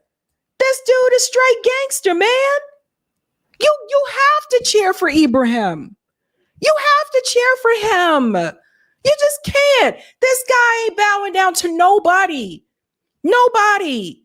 Okay? Macron comes in. He tell Macron, you go bye-bye, okay? You stop taking our resources. You get out of here. Get your bases out of my country. Get your hands off of our resources.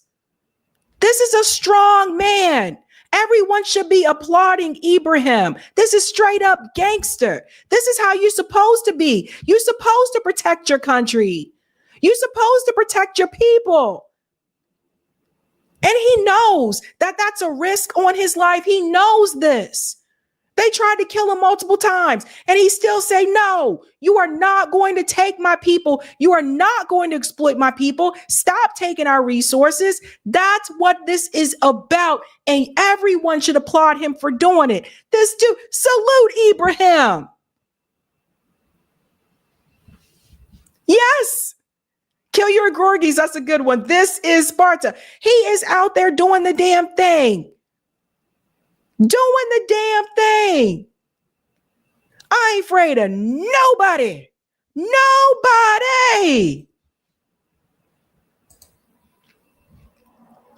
He deserves the applause. I wish we had a leader like that here in the U.S. that cared that damn much about the people, wanted to give everybody health care, wanted to take care of the kids, wanted to fix the poverty situation, and actually wanted to do it and did it and not just talked about it because they wanted to get elected. Get out of here. Every time there is a country that wants to do something for their people and actually help their people, and they succeed at helping the people, the West always comes in and says, oh, no, can't have that. You're doing it wrong, especially if it's an African country. Oh, no.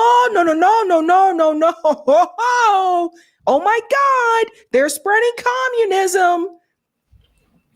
I was watching it's a really good docuseries right now about Vietnam, and it presents both sides, and I'm seeing a lot of similarities. I'm gonna have to do a deep dive comparing the Vietnam War and the anti-war movement during that time, comparing it to the pro-Palestine movement. I'm going to have to do some comparisons because I'm seeing some similarities there. And I just think again, like, I want us to push back on the lies that we've been told. These countries would be fine if the West would stay out of them, completely out of them. And then there's China. Now, I want you to see the relationship between China and Burkina Faso. Check this out. As a landlocked country, Burkina Faso faces significant challenges when it comes to international trade. They're dependent on their coastal neighbors for access to seaports, which adds extra costs and complications to imports and exports. By partnering with China to create a shipping line, Burkina Faso is essentially saying, "We're tired of being at the mercy of others for our trade." So we're talking about trade happening between China and Burkina Faso. We're talking about, right, they shouldn't have to be at the mercy of others for their trade. I mean, it's like if you are a business owner and you decide, you know what, for years, we have bought these glass bottles from said company, and we've been with them for a while, but their prices are increasing. And I don't know, I might want to start buying glass bottles from someone else. Shouldn't you have the right to do that? Shouldn't you have the right to trade with other people? That's the problem with the US government. This goes back to the Wolfowitz Doctrine. The Wolfowitz Doctrine basically states that no other country can be more powerful than the US. This was established decades ago. Like, they're serious about it. So when you hear people promote capitalism and free market and trade, especially politicians, make sure you push back, because they don't even really agree with that either. They agree that the trade should only be done with us, with the United States. Once these countries start trading with Russia and China, and they start to develop and establish a business relationship with other superpowers, then they have a problem. When they develop an economic relationship with other countries that are doing well economically and that can be a competitor for the United States, they don't believe in their own mantra of that either. So just keep that in mind. Capitalism for thee, right? We're taking control of our economic destiny. But why China? Well, that's where things get really interesting. China has been expanding its influence in Africa for years through its Belt and Road Initiative. This shipping venture is likely part of China's broader strategy to secure resources and expand its economic footprint in Africa. Now, I'm going to go ahead and say the same thing to China that I said about Russia. China, is great that you're doing the trade with Burkina Faso and you're being a partner with them at the same time. Don't come in there and start telling them what to do, right? And you also want to make sure that Burkina Faso doesn't fall into some type of debt, because one of the things that I have been reading about is that some of the countries in Africa that have participated in some type of trade with China, it's like they have a debt to China now, right? Because they didn't have the funds to begin with. And they're like, well, let's be partners. Let's work together. But at the same time, you are accumulating a debt because you are already behind. And China comes in to help, right? So that's something that does need to change. But again, let's not make the mistake of coming in and start telling them how to do stuff. Okay? All right. For China, it's a win-win. They get preferential access to Burkina Faso's resources, like gold and cotton, while extending their maritime reach into West Africa. Now, let's talk about the potential economic benefits. This partnership could be a game changer for Burkina Faso. Imagine having direct control over your import and export channels. It could lead to lower costs for imported goods, making everything from electronics to machinery more affordable for Burkinabés. More affordable, and the West does not want that. They don't want this, man. They don't want it. The US doesn't want it. France doesn't want it. They don't want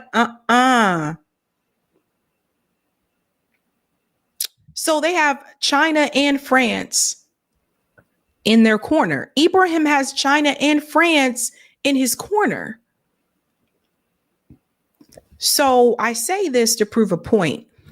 If something happens to Ibrahim, you need to remember who's in his corner.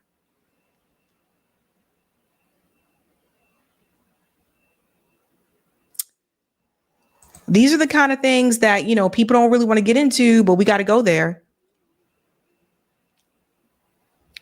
And then there's Botswana. Ibrahim is having an impact on other leaders in Africa. Recently, Botswana's president, he is joining along with Ibrahim, and he talks about why this idea of democracy is not a thing. Check this out. It's not a thing, he said. Failed because they didn't have ideas. They did. Maybe even better ideas. They just didn't implement them. Why? Because perhaps they failed to appreciate that the structures that are in place are not properly suited to the attainment of quick action. I think I misspoke. I meant China and Russia. Sorry. Did I misspeak? China and France. Yeah, China and Russia. Sorry, guys. So you need to subvert some of these rules and processes unapologetically. And I will do it. Oh. From this shocking and unexpected speech, it is clear now that Botswana's newly elected president, Duma Boko, has ignited a firestorm with a speech that challenges the sacred cow of democracy itself. Oh! He is challenging what democracy really means. Speaking with unapologetic candor, Boko has joined Burkina Faso's revolutionary leader, Captain Ibrahim Traoré, in declaring that democracy, far from being Africa's salvation, is a shackle delaying progress. Yes, it is. And I was so happy to hear this. We have to drop the beat, guys. He has joined Burkina Faso's revolutionary. We got to drop the beat. Here we go one more time. I'm sorry, but we got to do it. This is a big deal.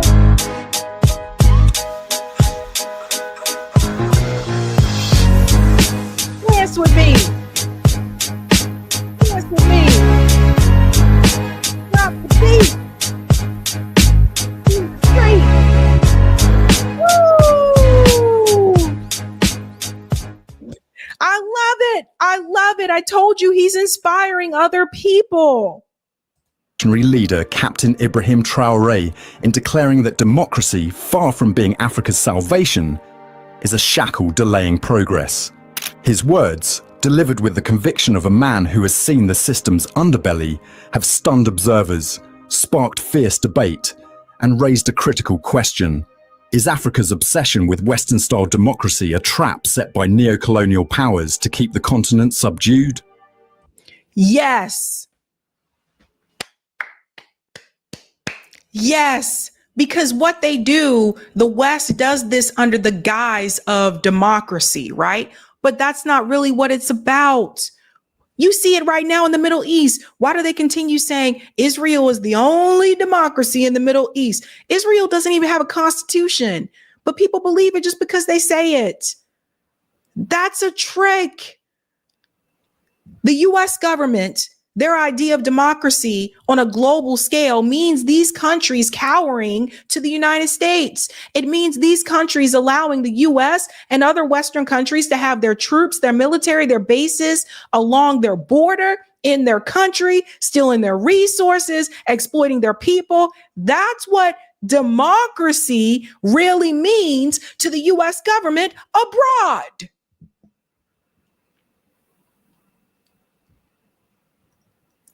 It's a sham. It's a joke. They want to keep these countries at bay. They don't want these countries to become too successful, especially the black ones. They don't want this to happen. How dare you? How dare you do well, damn it. It's just a mess. As a Pan-Africanist journalist, I assert that Boko's comments, inspired by Traoré's unyielding revolutionary vision, mark a turning point, a clarion call for African leaders to break free from the chains of a system that has enriched puppets while impoverishing the masses. Boko's remarks come hot on the heels of equally incendiary comments from Captain Ibrahim Traoré, the 36-year-old revolutionary leader of Burkina Faso, who has become a symbol of defiance against Western hegemony in Africa. Just weeks ago, Traoré addressed his people in a televised speech, unequivocally rejecting democracy as a pathway to development. We are not in a democracy, we are in a revolution, Traoré proclaimed. If we have to say it loud and clear here, we are not in a democracy, we are in a popular, progressive revolution. Everyone needs to understand this. That part right there. He is very well aware. He understands it. He gets this.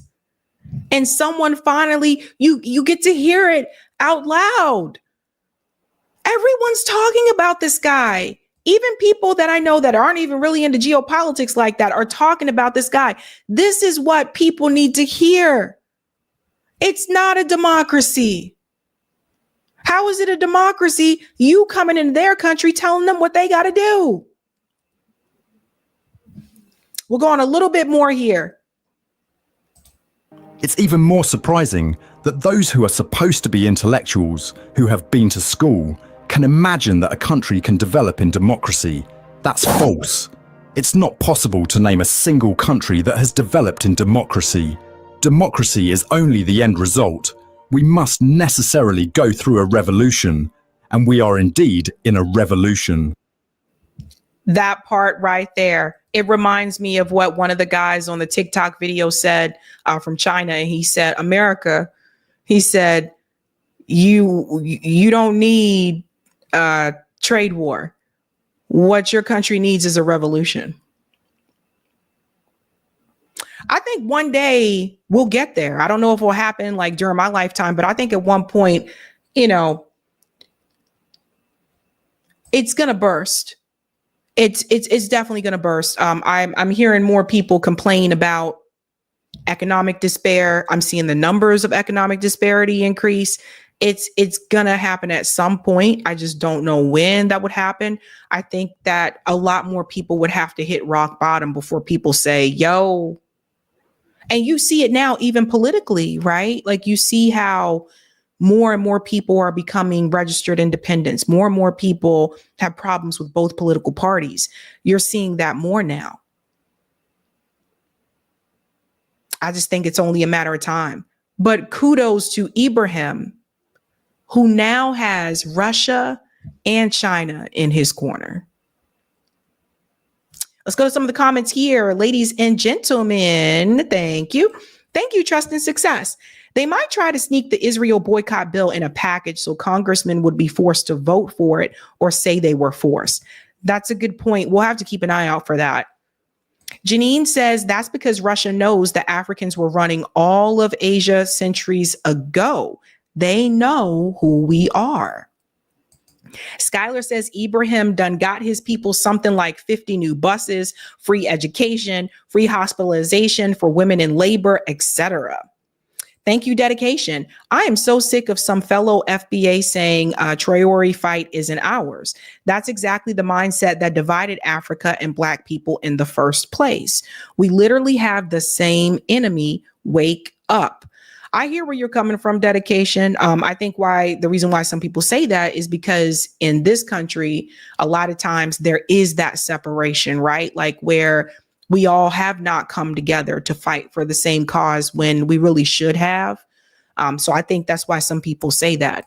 Thank you, John. Just curious, what's your least favorite Star Wars movie? It used to be Attack of the Clones, which was the first Star Wars movie to put me to sleep. Now my least favorite is Last Jedi. So the ones I do not like are the ones with what's his name? Hayden Christensen. I do not like that. I did not like that series. I'm sorry. I didn't like it. Episode 1, 2, and 3. I could have done without those. Like I think Hayden Christensen is also not a great actor, so that could be part of it. But those were not my fave. Thank you, Dana. Thank you for dropping the beat for Ibrahim. You're killing that blue. Oh, thank you. Thank you so much. And shout out to Cheetah, who's been a member for 6 months. The only America's ally is Israel now. Israel. The names people come up with is funny. Thank you, Jay. They've been worried about Wagner in Africa for a minute. Too bad they are too distracted with genocide.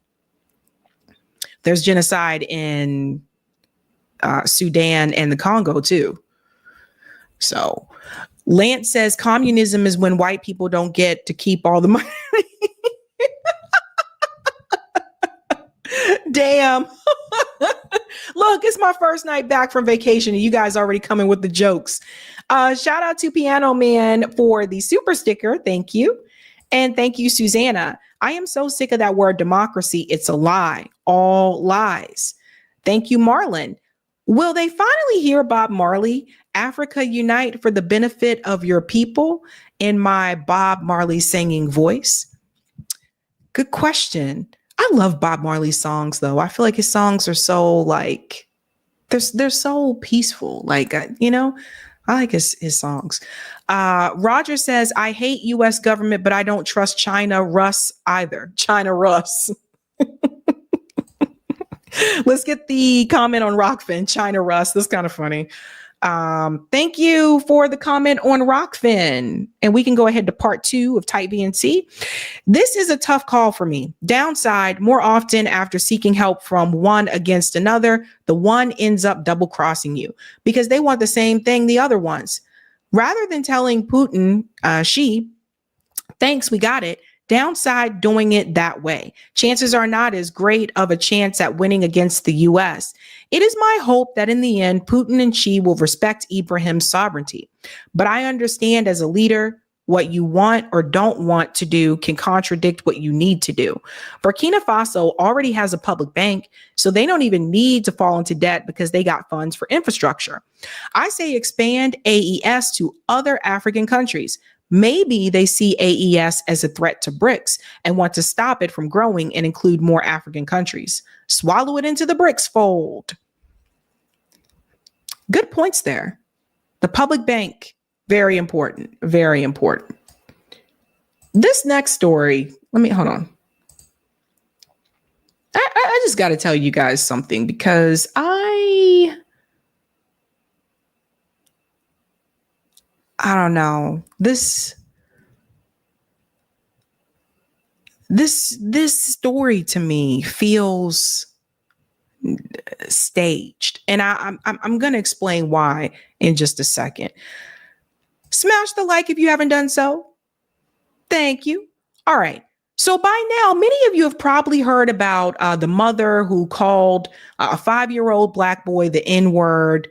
She is raising money on GoFundMe and apparently also Give Send Go. She's raised a lot of money saying that she needs protection. Now, apparently this kid is also autistic. Let's get into that. And I'm going to explain to you why. There's something about this story to me that is a little bit off. More than $600,000 raised for a woman seen yelling racial slurs at 5-year-old on playground.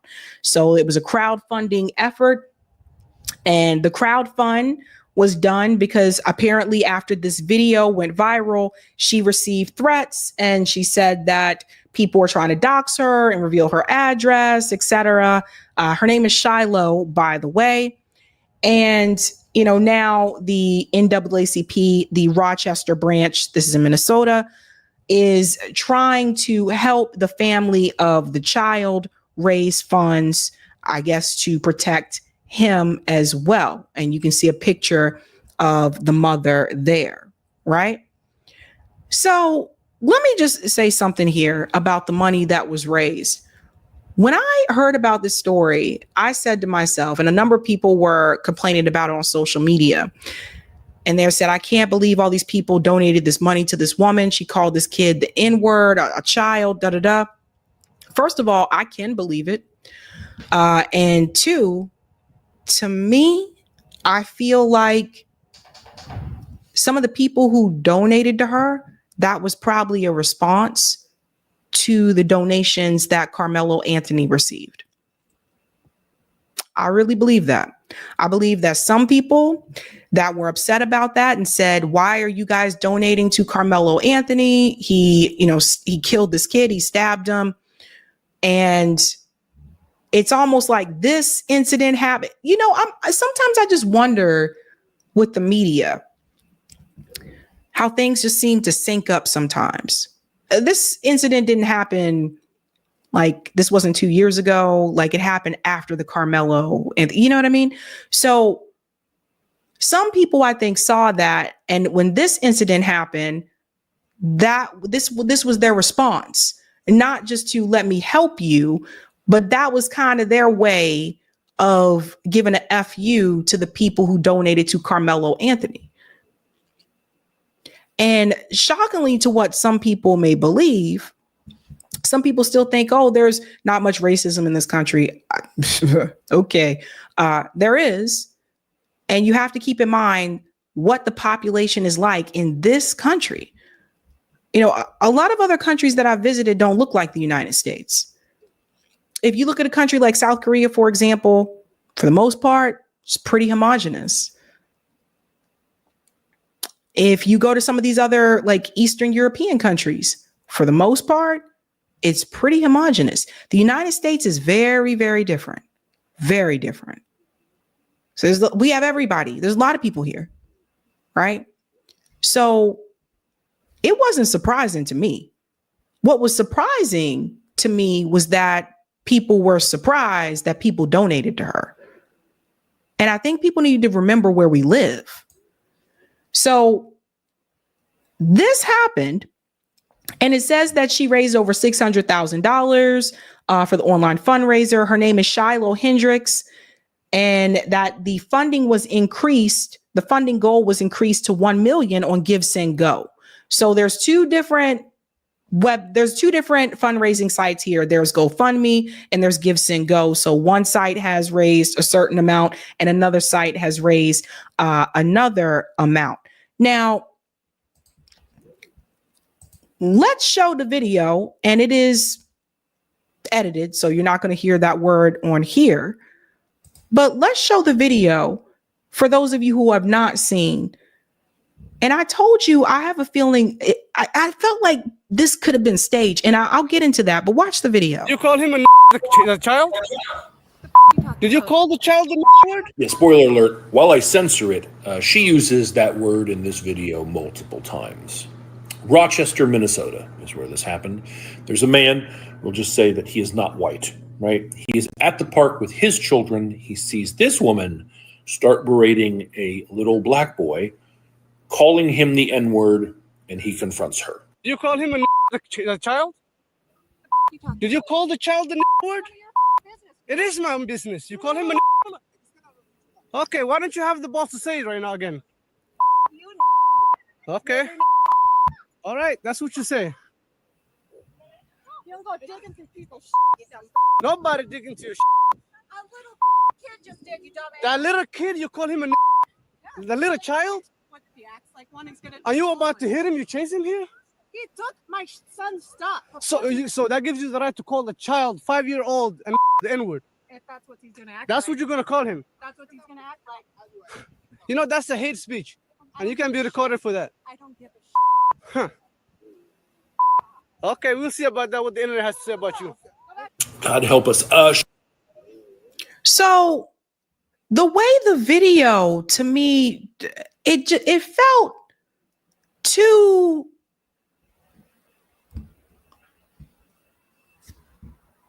perfect. Like it just seemed, I don't know. It seemed a little too, and I had to ask myself, was the video created to show the world what was said to that child and how that child was treated? Or was the video created for other means? And you'll see what I mean when I get to the part about the sister who has now come forward and says that's her sister in the video. Like, I'm going to connect all the dots, guys. I want you to see if this was some type of scam. And I'm not here to say who may have been the scammer, but something is off about this, and you'll see in a minute. Let's let him finish here. She claims that other child took her son's belongings. That's what kicked this off. The guy who recorded the video is familiar with the other child. When he brings his children there, that child and his siblings are often there and play together. The kid she's going after has autism. He doesn't behave in a neurotypical way. And even if he didn't have autism, nothing he could have done would justify her calling him slurs and pursuing him physically, which is what she says she was doing before this guy intervened. He said after he stopped recording, she sat down, hurled more slurs, told him and his wife that they should leave the country, and then got on the phone and acted like she was calling someone to come down there and handle things. Fortunately, no one came, and eventually she packed up her child and left. But this woman is a danger to children. She doesn't need to be on a playground or around other kids. And she has at least one child of her own, which is also concerning. So Rochester, Minnesota, someone do me a favor. Take a close look at her tattoos. You can see her face clearly. Someone please tell me who she is. So again, when we go back, start berating a little black boy. Call the child the word. It is my own business. You call him a. The sad part about all this is the child, the kids that witnessed this, right? Because you have the kid in her arm, and I said this before, like kids aren't born to hate. They're taught it. And her kid is right there in her arms. And kids remember these things. They pick up this. They pick up the messages. They pick up the behavior. They get it from somewhere. And there's also other kids on the playground. So there were a number of people that were shocked by this behavior, by this video. I was not shocked. I think a lot of Black people were not shocked. And so it seemed like to me it was a lot of white liberals who were shocked. But anytime you can say that to a child,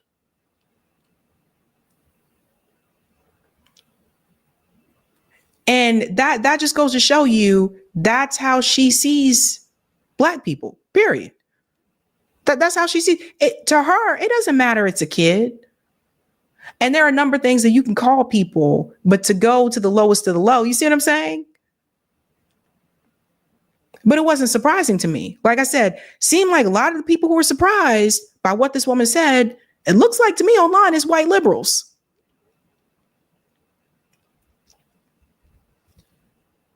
Now, there has been, like, this is crazy, because get this. There is an investigation into this. Let me go ahead and pull this up. Police investigate after white mother used racist slur at Minnesota park. Watch this. If he was my child, I would want somebody else to stand up for him. On the evening of April 28th, Shamarki Omar says he started recording a now viral video of a woman shouting racial slurs at a 5-year-old special needs boy. I thought she was going to deny it and walk away.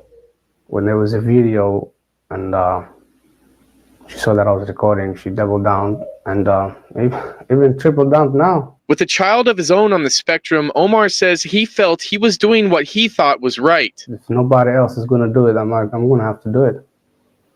I don't have to ask permission, or should I do it or not, for anybody.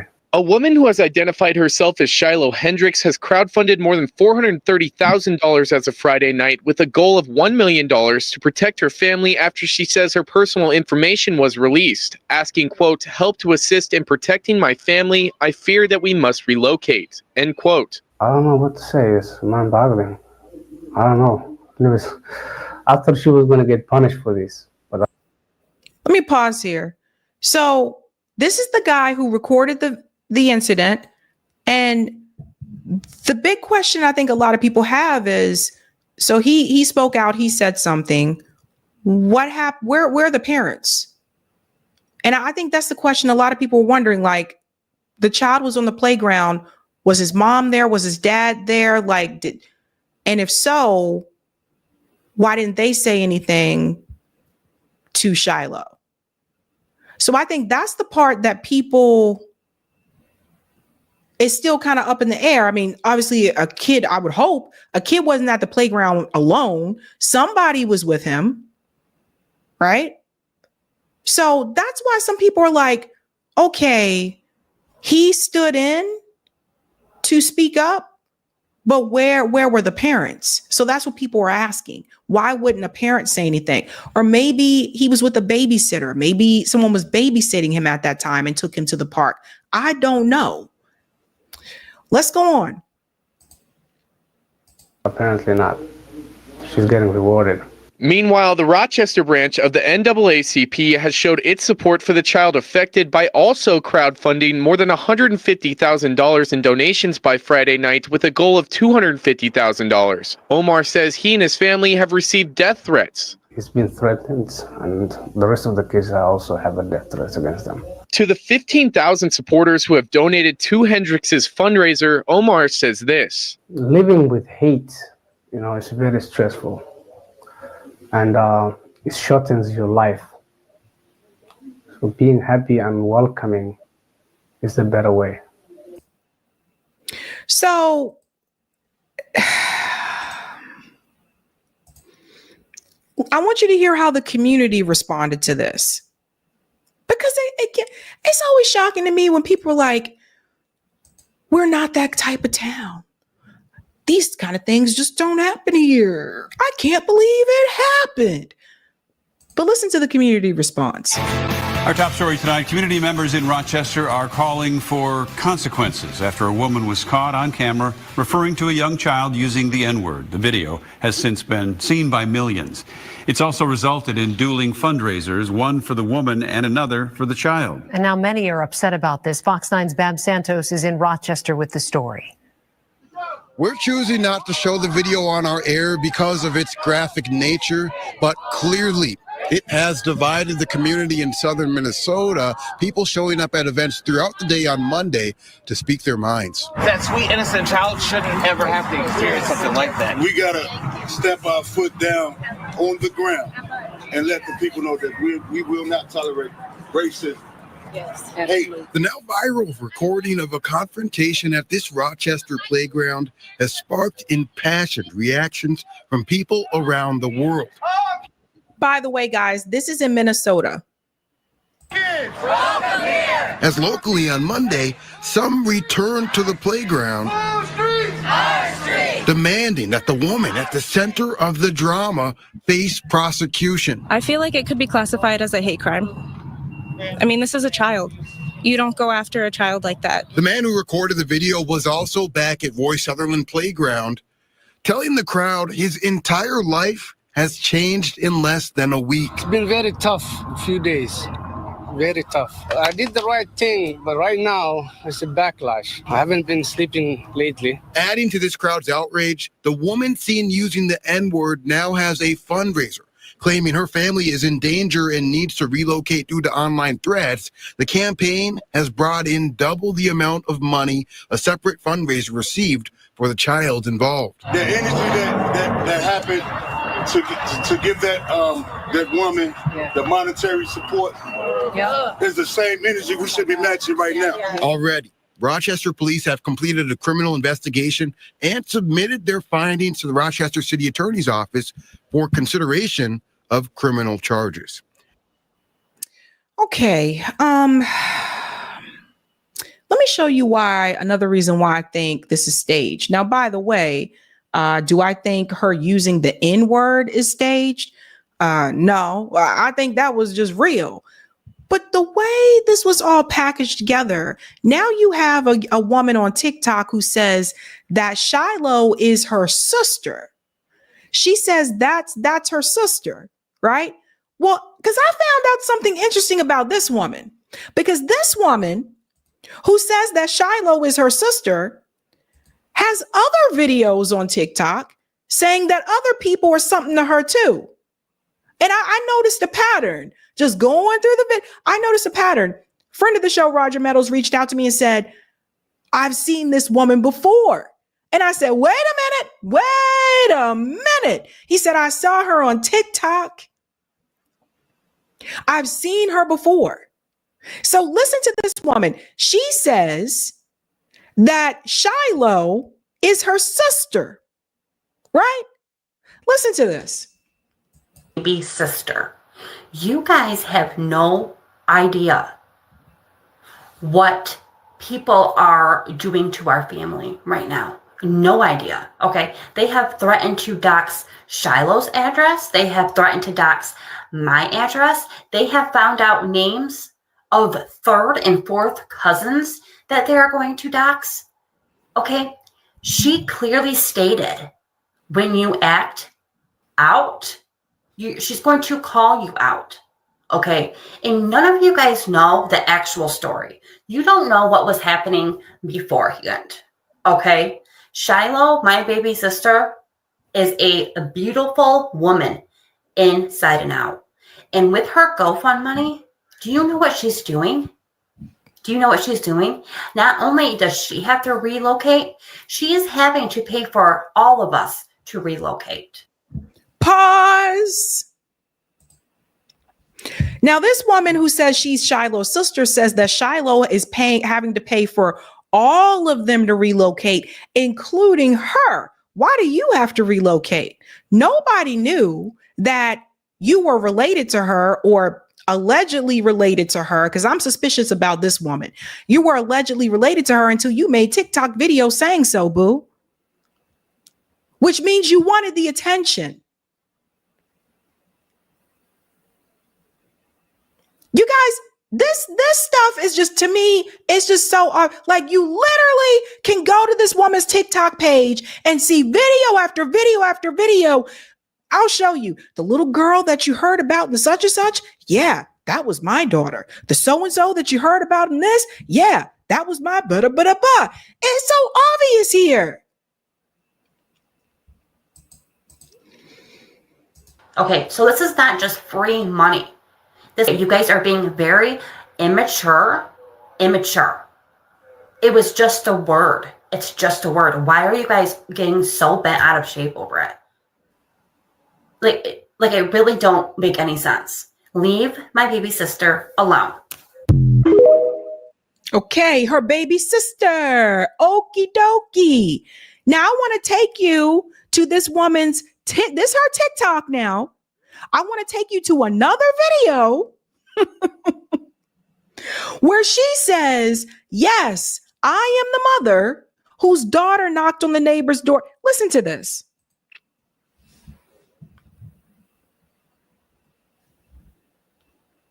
Oh, I can't hear anything, Corey.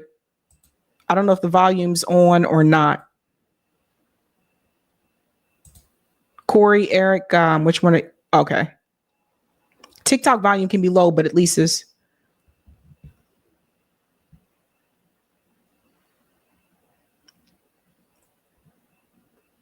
Sometimes you have to refresh it. Knocked on her neighbor's door, asking the neighbor to invite her to dinner because she hadn't been fed and was hungry, and that her mom wouldn't allow her to go to anybody's house and eat unless she was invited. I am that mom, okay? The creator has now went viral with her video talking about this whole situation. She's telling everybody that she is paying, she's helping me. She's paying for my utilities. She's helping me get on welfare. All these things lie. All lies. That is not what happened. That is not what happened at all. This woman brought it upon herself to bathe my child without permission. There was no inviting her to dinner. Okay, my child didn't go over there, knock on the door, and ask to be invited for dinner. Okay. So again, at the beginning, yes, I am a mother whose daughter knocked on her. You guys get the point, right? So some people say this is she does satire or whatever. The point is, earlier today she was live and she was telling people, yes, that's my sister, live on TikTok. And this video, her videos are being shared all over the place. People are saying, look, this is her sister. This is her da-da-da-da. I don't know if this woman is Shiloh's sister or not, but people are sharing it. And she was live pretending as though it's true. So something here is off. And I told you guys, like, this particular story, do I believe that woman did what she did to that child? Oh, abso-freaking-lutely. But did it surprise me? No, it didn't surprise me. You think those of us who are Black Americans in this country, you think nobody ever called us the N-word when we were a kid? I had a teacher. My fourth grade teacher. She used to sit right there while the other kids in the class used to call the Black kids the N-word. This was in Savannah, Georgia. Used to sit up there and call the Black kids the N-word, and she ain't say a damn thing.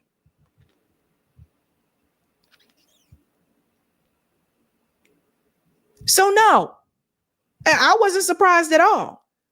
But I do find this to be a little bit strange. Like all of this just put together, it just seems weird. It's almost like the guy just had to be there at the right time to get the video, etc. So I'm not saying she didn't say that. I believe she did say that, as she continues to say the word multiple times in the video, but it just seemed a little too neatly packaged. A little too neatly packaged to me. I was thinking about this the other day and I was like, if that was me and I was sitting in the park, and it's just, and then when he walked up to her, then you really taking a risk, because you don't know what she could have in her pockets. You don't know what she could have pulled out of her purse, what she could have pulled out of her bag. You never know. But the guy who walked up to do the video, it just all seemed too neatly packaged. So I wonder. But what's shocking to me is I feel like a lot of Americans, the people who were falling for it, I feel like a lot of people just like, oh my God, I can't believe this woman said this. Da da da da. Get the fuck out of here. This is America. Why are you pretending like these things don't happen? Why are you pretending to be surprised? Tell me. I want to know.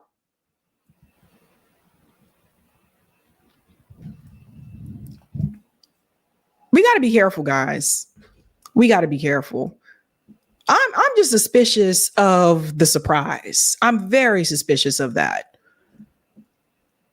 And the fact that she said that to a child, again, that just tells you who she is as a person.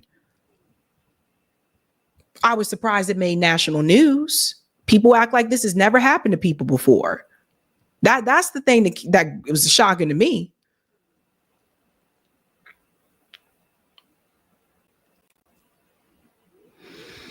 I don't know, guys. I don't know. Sometimes I wonder too. Sometimes I think we got to question what goes viral and what doesn't go viral. Let's go to some of the comments here, ladies and gentlemen. Boop, boop, boop, boop, boop. Thank you, John. The one thing I noticed about Hayden Christensen is that he always plays a whiny emo brat in everything he's in, especially if you've seen Shattered Glass. I haven't seen that. Christian Bale should have been Anakin, in my opinion. Interesting. That's an interesting pick. Interesting pick. I haven't seen Hayden Christensen in anything else. those Star Wars movies. FM said, where is this? Yes, Minnesota. That was in Minnesota. Sophia says, where's Tim Walz? You guys got jokes for days. Wow. Thank you, Baby Ethernet says, big scammer energy. That's what it felt like. Like, I'm like, I don't know. Thank you, Kristen. Seems staged to me, probably by our lovely U.S. government, particularly Schumer. It's so cheesy and over the top. That's his brand of propaganda. Yeah, man. Yeah. And speaking of propaganda, we got one more story for you guys. I know I'm keeping you kind of late tonight because I started late, so my apologies. But I got one more story for you when we talk about propaganda. Thank you, Maureen. Exactly. It's all about the right. Like, guys, start to question things. Question what goes viral and what doesn't. Think about what was pushed out like that. Okay. All righty, guys. One more story for you. So thank you for those of you who hit the like button. Thank you. If you're new, don't forget to like, sub, and share. And I had to end with this story because I think we could use some laughs, right? So Jen Psaki was on a podcast called Mixed Signals, right? And this is a part of Semaphore. Ben Smith and Max Tanney are asking Jen Psaki about Biden's decline, what she knew, what she did not know. Now, I just want to remind you that Jen Psaki, remember, she was Joe Biden's press secretary, right? And she didn't stay through the whole administration. Corinne came in later. In fact, Jen Psaki highly recommended Corinne, said she would do a good job, but she was there in the beginning. And I want you to hear what she says. This is laughable. I just got to laugh. Your old boss, Joe Biden, is, going to be in the news again, or is starting to be in the news again because the time has elapsed between the campaign and now we're getting some of the books that have come out. Yes, there's a lot of books to be. There's a lot of books to be sold. Yes, exactly. Of which I'm sure you've gotten a lot of calls from those reporters 6 months ago, and now that's starting to bear fruit. I guess I was really curious. You mentioned this on Dylan Byers' podcast, and I wanted to kind of draw something out a little bit further from it, which is, you mentioned how there was a moment in between the debate between Biden and Trump and when Biden dropped out, in which you said that Biden probably didn't have a path forward, and that was kind of a difficult thing for you to kind of do, as obviously someone who had defended him and his administration and been a very visible face within his administration. I mean, I'm curious what that moment was like for you and what the reaction was from your colleagues, many of whom are still in the White House or, felt that Biden shouldn't drop out. Well, we can roll the tape, but I don't think I said it was difficult to do. I just think I acknowledged that there was a reaction from people who were strong Biden supporters online. Wait, sorry, that wasn't difficult to do. Well, I don't think that's what I stated. I don't think I've said that. I wouldn't describe it that way. I mean, I think, when it really started with the debate and watching the debate, and watching the debate, I remember thinking halfway through, and I think I said anyone watching would have thought this, said to my colleagues, because I was about to go do hours of television afterwards, like, this is a fucking disaster, right?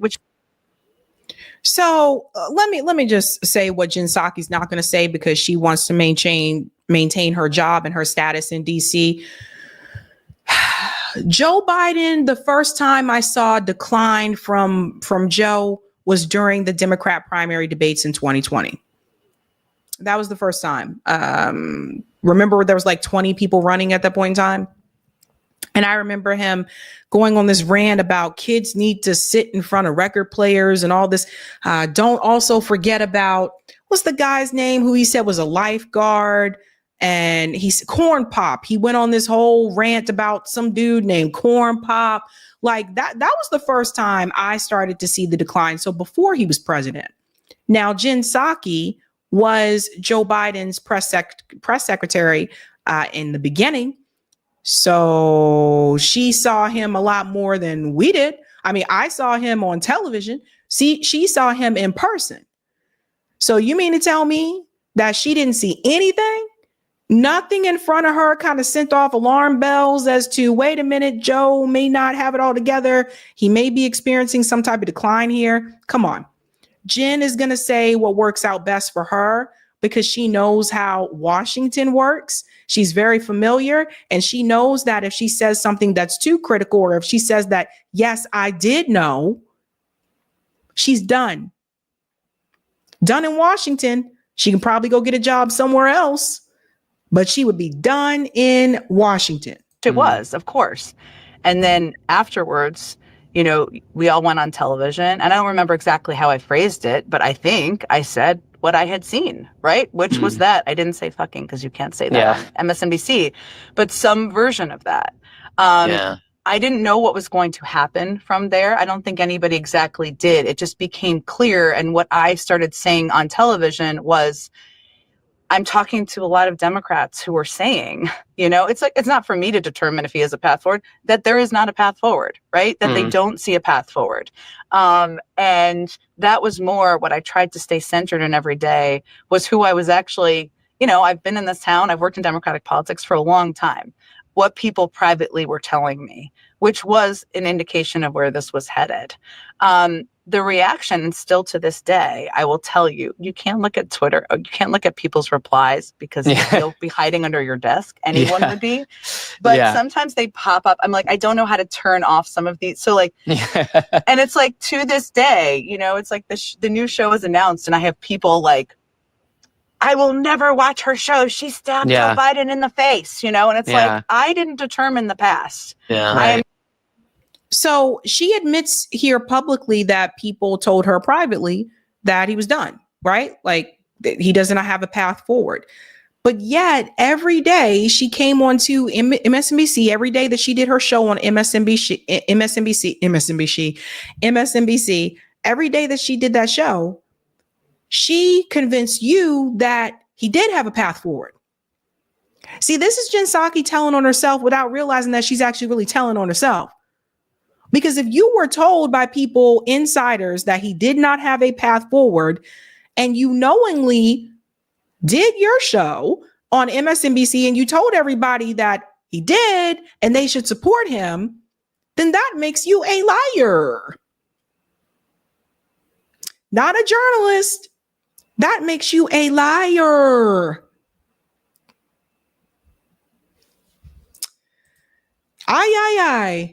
I'm telling you what Democrats who are telling me, including people on the campaign I was talking to at the time.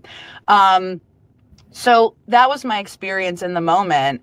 You know, I think what I also, this is where it's like, I hope I can continue to be a contributor in this way to the conversation, is like, there also can be a leap to, well, it's going to be Kamala Harris and nobody's going to challenge her, right? Including on cable television conversations. And I was like, maybe, or maybe not. Do you remember that period of time where we didn't exactly know? It's like, well, the DNC is saying this is how the process is going to go. Is it going to go that way? I have no idea. But yeah, I think it was difficult because this was as difficult about that period of time. Yes, random people, who cares, who are messaging me, but I care about him personally, right? I like him as a person. And there were people, I didn't actually hear from them, honestly. They didn't reach out to me to say they were pissed, to say anything at the time. They knew. But to go back before that, I mean, I think that like when But hold on. But you knew. But you knew as his press secretary, you knew Biden was struggling. You knew he was having difficulty. So she's trying to pretend like she didn't know anything about this. Are you kidding me? All of them are. Jake Sullivan's got a book coming out. Not Jake Sullivan, Jake Tapper. Jake Tapper has a book coming about like, oh, the lies of Biden and how he hid from us the truth. And oh my God, we were misled. Get the fuck out of here, Jake. All these people talk to each other in DC. They all run in the same circle. All these people know each other. They all knew that Joe Biden was struggling. They knew that Joe Biden was on the decline. But the rule was, let's keep it quiet. Mom's the word. Keep it quiet. Don't say anything. Keep it quiet. And any one of them that would have spoken up at that time, they probably wouldn't still have that job. CNN and MSNBC would have came up with another reason or whatever why they had to let them go. But they knew. That's why I say don't call them journalists. They're told what to say. They're puppets. At least for a time when the history of this period is sort of written and understood, I think there's a consensus that the media generously missed and ungenerously covered up Joe Biden's frailty. And I want to read you something Ezra said in, this is like the Ezra Klein show readout now, but Ezra said in February 2024, so this is while, during the presidency, I have this nightmare that Trump wins in 2024 and then in 2025 and 2026, out come the campaign tell-all books, and they're full of emails and WhatsApp messages between Democratic staffers and Democratic leaders where they're all saying to each other, this is a disaster. He's not going to win this. I can't bear to watch this speech. We're going to lose. But they didn't say any of it publicly. They didn't do anything because it was too dangerous for their careers, too uncomfortable, given their loyalty to Biden. I mean, and it was dangerous for her career too. I feel like this is what I feel like this is what he's hinting at. It was dangerous for Jen Psaki's career too. Feels like where we are. And what do you make of that question? Did the White House cover this up? Did the media cover this up? Like, what, just sort of in retrospect, and you weren't in the White House in exactly in those later moments, but how do you read this? I mean, something I feel I have complicated feelings about, but I'm curious what you think. I mean, I obviously do too. I think cover up is such a loaded phrase. But I also, to your point, I left in May of 2022, just for the facts here. And I have seen Biden once since then, when I took my daughter to the holiday party this last December after he had lost. We saw decline in 2021, Jen. Your hands are not clean. We saw decline in 2021. That didn't happen just the last year or so. So she's trying to excuse herself. You guys get this? Let me take myself out of this equation. I don't know nothing about nothing. I know nothing about nothing. And so I hadn't seen him in person during that period of time. I never saw that person, not a single time. And I was in the Oval Office every day that was on that debate stage. You guys know this woman is lying, right? So if you were wondering how often she saw him, she just told you. Every day she says she was in the Oval Office. I never saw that person. Now, if you did, it's not like you're going to tell us that you did. You know, it just, you know, because she wants her hands to be clean.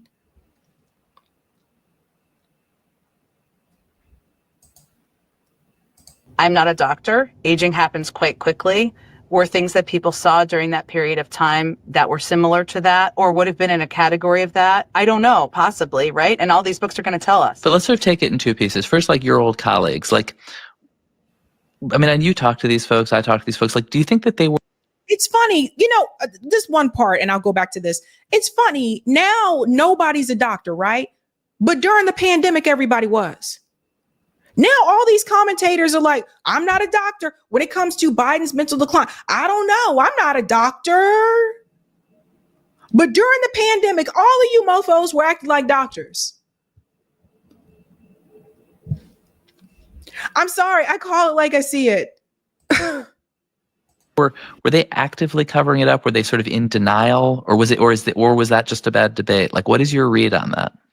Well, this is what I mean about cover up is a very loaded term, I think. Well, it means you knew that it was really bad and you're pretending otherwise versus you're deluding yourself, which I think is what people do a lot. Well, I understand, but I still think it's like cover up is often like a crime, right? We're talking, when people use that term. They say it's worse than the crime. People use that term as they relate to Watergate, or the covering up of not sharing public information about a war. Yeah, and I'm not accusing anybody of a crime. I understand, but other people have used that term, and I think it's a bit of a dangerous term. I don't know. I have not talked to them, any of the people in these books, about this particular question. You know, I think that at their root, a lot of the people who are mentioned are good human beings. And so I like to think that, no, they would not be a part of an active, let's hide from the public what we see happening privately. And I don't know the facts of what was happening privately. Right. And then what about us? Like you, I guess you and me in the media now. Were we, I mean, I think I wrote, you know, I wrote about his age once or twice, got beat up on social media, but also didn't really feel like it particularly moved the needle. I mean, do you feel like we were too tentative writing about it? It's a sensitive thing to write about. I mean, and it was hard to report, or do you think I don't know, should we have been more aggressive about it in 23, 24 as a story? Because it obviously, in retrospect, pretty big story. Well, what I don't know, Ben, and maybe we'll learn from these books, is what the facts were behind the scenes. So what the media missed, and maybe the media missed a lot. And so maybe in retrospect, which is always easier to be critical of the media about, frankly, right? There were major stories and moments missed. What I think is challenging, if you don't know about what's happening privately, right, is that Joe Biden was in his early 80s during that period of time. We all knew his age. That was not a secret. What was happening behind the scenes, I don't know. What was also true that I would find actually a little tricky if you're a reporter of any kind, is that while we know there were problematic things behind the scenes now in 23 and 24, there was an aggressive all-out pitching operation from the right wing and from the Republicans about Joe Biden's age and how he was in decline and like sleeping in the Oval Office, a lot of which wasn't true, the majority of which wasn't true in 2019, 2020, 2021, 2022, right? The things that I have mentioned about Joe Biden and others have mentioned about Joe Biden that I've discussed before on the show are not things that supposedly happen privately. They're things that happen publicly, okay? These are things that we saw. The incidents that I referred to about the statements that he made at the 2020 Democrat primary debate stage happened on national television, okay? I'm not the only one who sat there and heard him randle about some dude named Corn Pop. It's not just me. The incidents that we've shown before on this show of him falling up the stairs, him falling off a bike when he's just not even riding the bike, he's just on the bike, him forgetting people's names, him shaking the wrong hand of a person instead of the prime minister. Remember that? Like, there was a number of things that were public. I couldn't really talk about what happened privately because those things weren't revealed. I showed and discussed the things that happened publicly. And it wasn't just people on the right who were talking about it. There were lefties who were talking about it. So here's the talking point. Oh, it was only the conservatives who were saying these things. Bullshit. There were a number of left independent media people like myself who said, what the hell is wrong with Joe Biden? Public incidents. She wants to bring up things that people talked about may have happened privately. What happened in front of your face? That's what a lot of us focused on, what we saw happen publicly. DC is a hell of a drug, man. It's a hell of a town. And once you're there and you're in those spaces, it's like if you don't move the way that the DNC or the GOP wants you to move, you will be a nobody in that town very quickly. And you'll have to go back to, if you didn't grow up in DC, which a lot of people did not, whatever town you came from and try to like recoup something there. It's so obvious.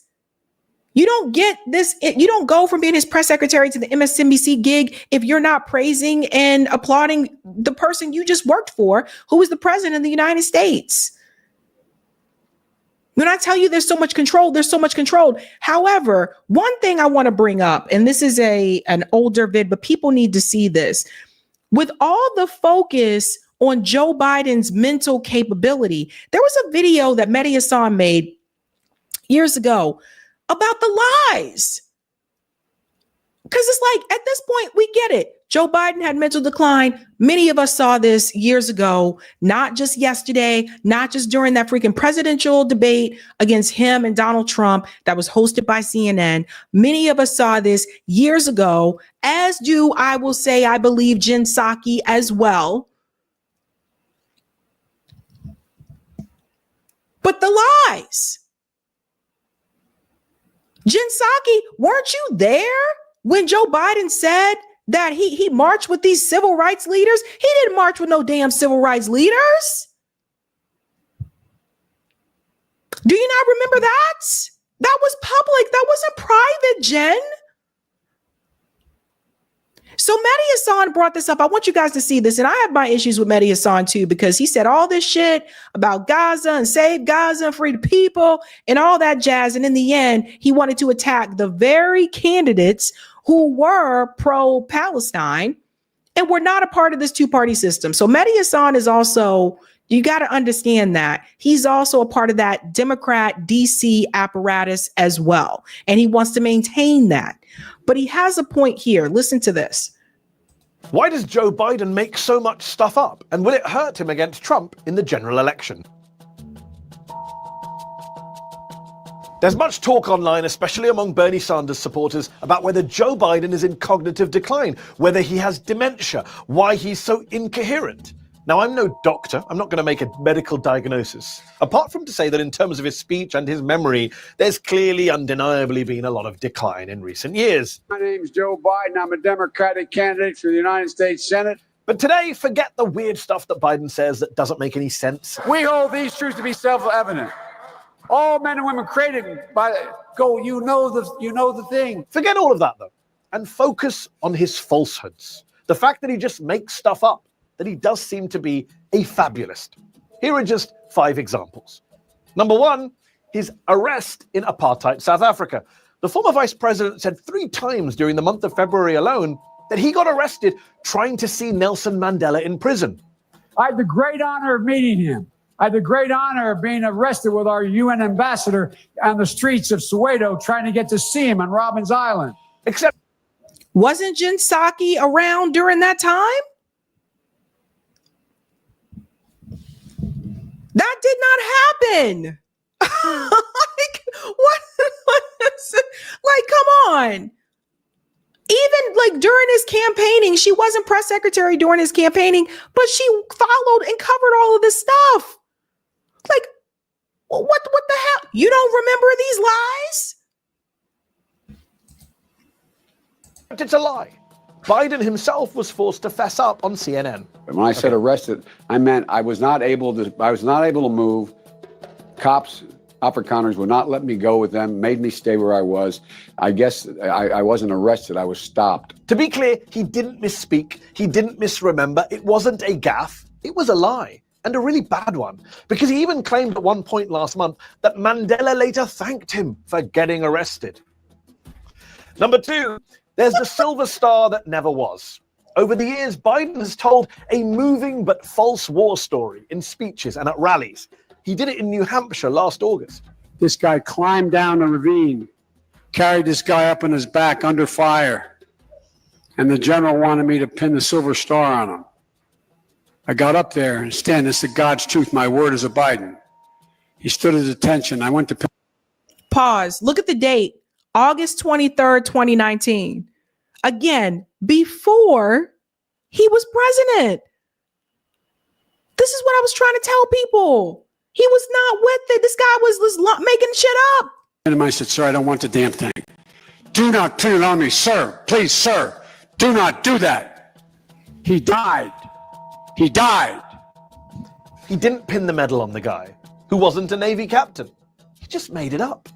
And Biden has told this story time and again over the years, changing the details in it ever so slightly on each occasion. So sorry, it's not a gaffe. It's pure misrepresentation. Then there's Iraq, where the former vice president says he only voted for the war because the Bush administration tricked him. I made a mistake. I said it 14 years ago. I trusted George Bush to keep his word. He said he was not going to go into Iraq. Except, did you see the date for that? The date for that one, go back a little, is February 7th, 2020. Again, before he was president.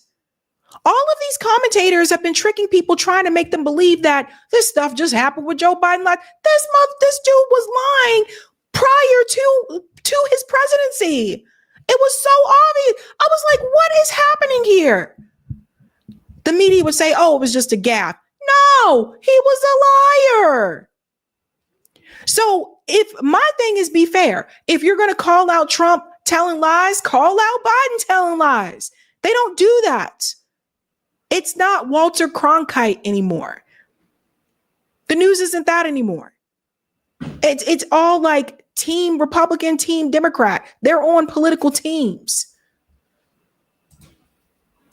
Except Biden was calling for war with Saddam Hussein in 1998. The only way we're going to get rid of Saddam Hussein, and it's going to require guys like you in uniform to be back on foot in the desert, taking taking Saddam down. He also says now that he opposed the Iraq. That was Scott Ritter, by the way. War as soon as it started. From the moment shock and awe started, from that moment, I was opposed to the effort and I was outspoken. A complete fabrication. Here he is several months after the invasion began, praising both the war and George Bush. Some of my own party have said that it was a mistake to go to Iraq in the first place. But the cost of not acting against Saddam, I think, would have been much greater. The President of the United States is a bold leader and he is popular. Again, Biden just makes stuff up. He makes demonstrably false claims without an iota of shame. Number 4, there's Biden's role in the civil rights movement, which is pretty easy to summarize. He didn't have one. When I marched in the civil rights movement, I marched with tens of thousands of others to change attitudes. And we changed attitudes. It's when I was about the age of the guy 1988, now 2019. standing over there. I got involved in the civil rights movement. He knows it's untrue. Don't take my word for it. Take his. I was not an activist. I was not out marching. I was not down in Selma.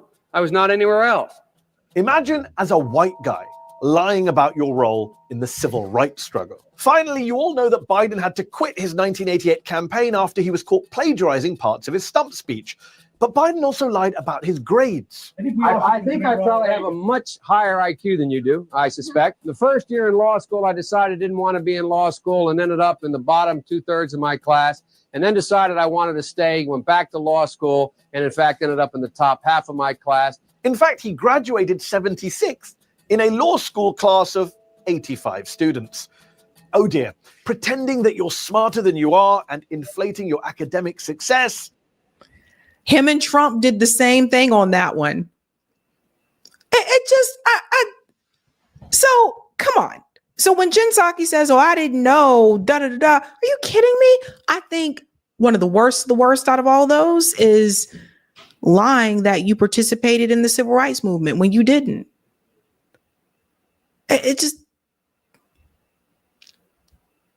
They knew.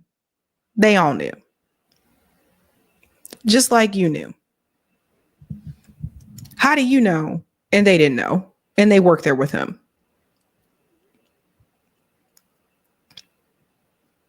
Crazy times, people. Crazy times. All right, guys, we're going to wrap things up. Let's go to the comments here. I know it is past bedtime for peeps. Thank you, Wandy. Zionist bots benefit from U.S. racial distractions. Be Easy said he also listened fat and challenged a guy to push-ups. I remember that. Thank you, James. Jen was Biden's Monica.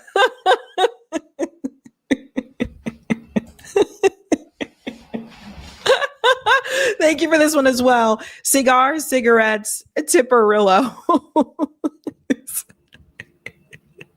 Oh my God. Oh my God. We gotta go. Guys, thank you so much for hanging out with me tonight. I'll be live again Thursday evening. So I will see you then. Have a good night. Keep up the fight.